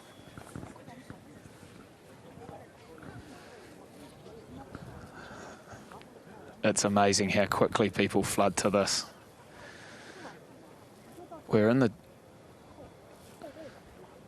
tour trucks earlier today looking at bits and bobs of his equipment, and if you zoom in on his head cover, he might need a replacement soon. That Tiger head's looking a bit weathered. You know how truly special these moments are. If you move over to Max Homa on the left, having a putt there. Max Homa was so excited that he was playing with Tiger, he tweeted, "I'm playing with Tiger Woods at the 150th Open Championship at St Andrews. Hey golf gods, we're even. Can't believe this is real. And yeah, it's corny, but who cares? I'm playing with the freaking GOAT." What a moment Max Homa will cherish over the next 2 days.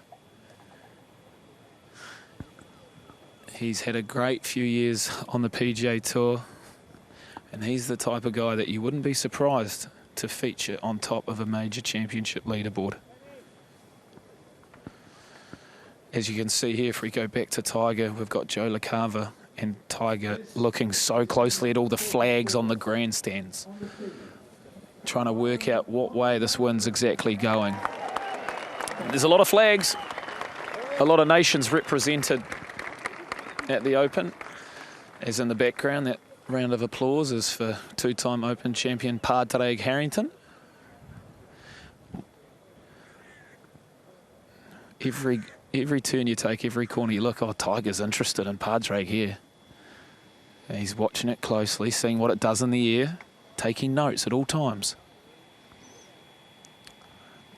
Oh, yeah. Wondering how far he hits his 3-wood. I'm pretty confident Tiger will be pulling 3-wood off the first today.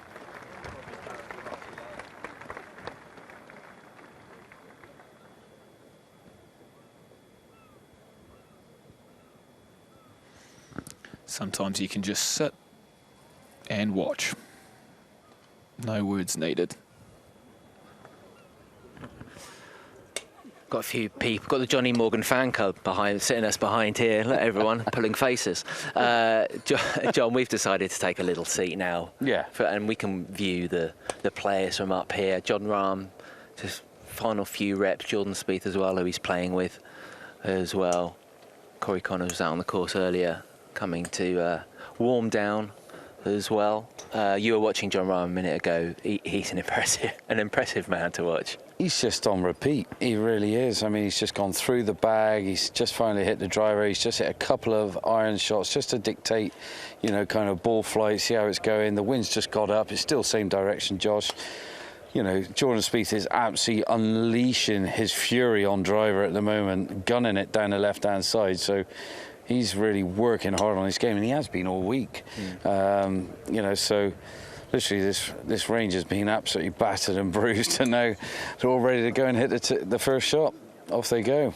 Yeah, okay, so we'll leave these boys to find a few reps. Remember as well, if you go to theopen.com, you can watch feature group coverage of not just Tiger, Fitzpatrick and Homa, but Jordan Spieth, John Rahm and Harold Varner III too. Enjoy this afternoon, everyone. It's going to be a cracker. See you soon.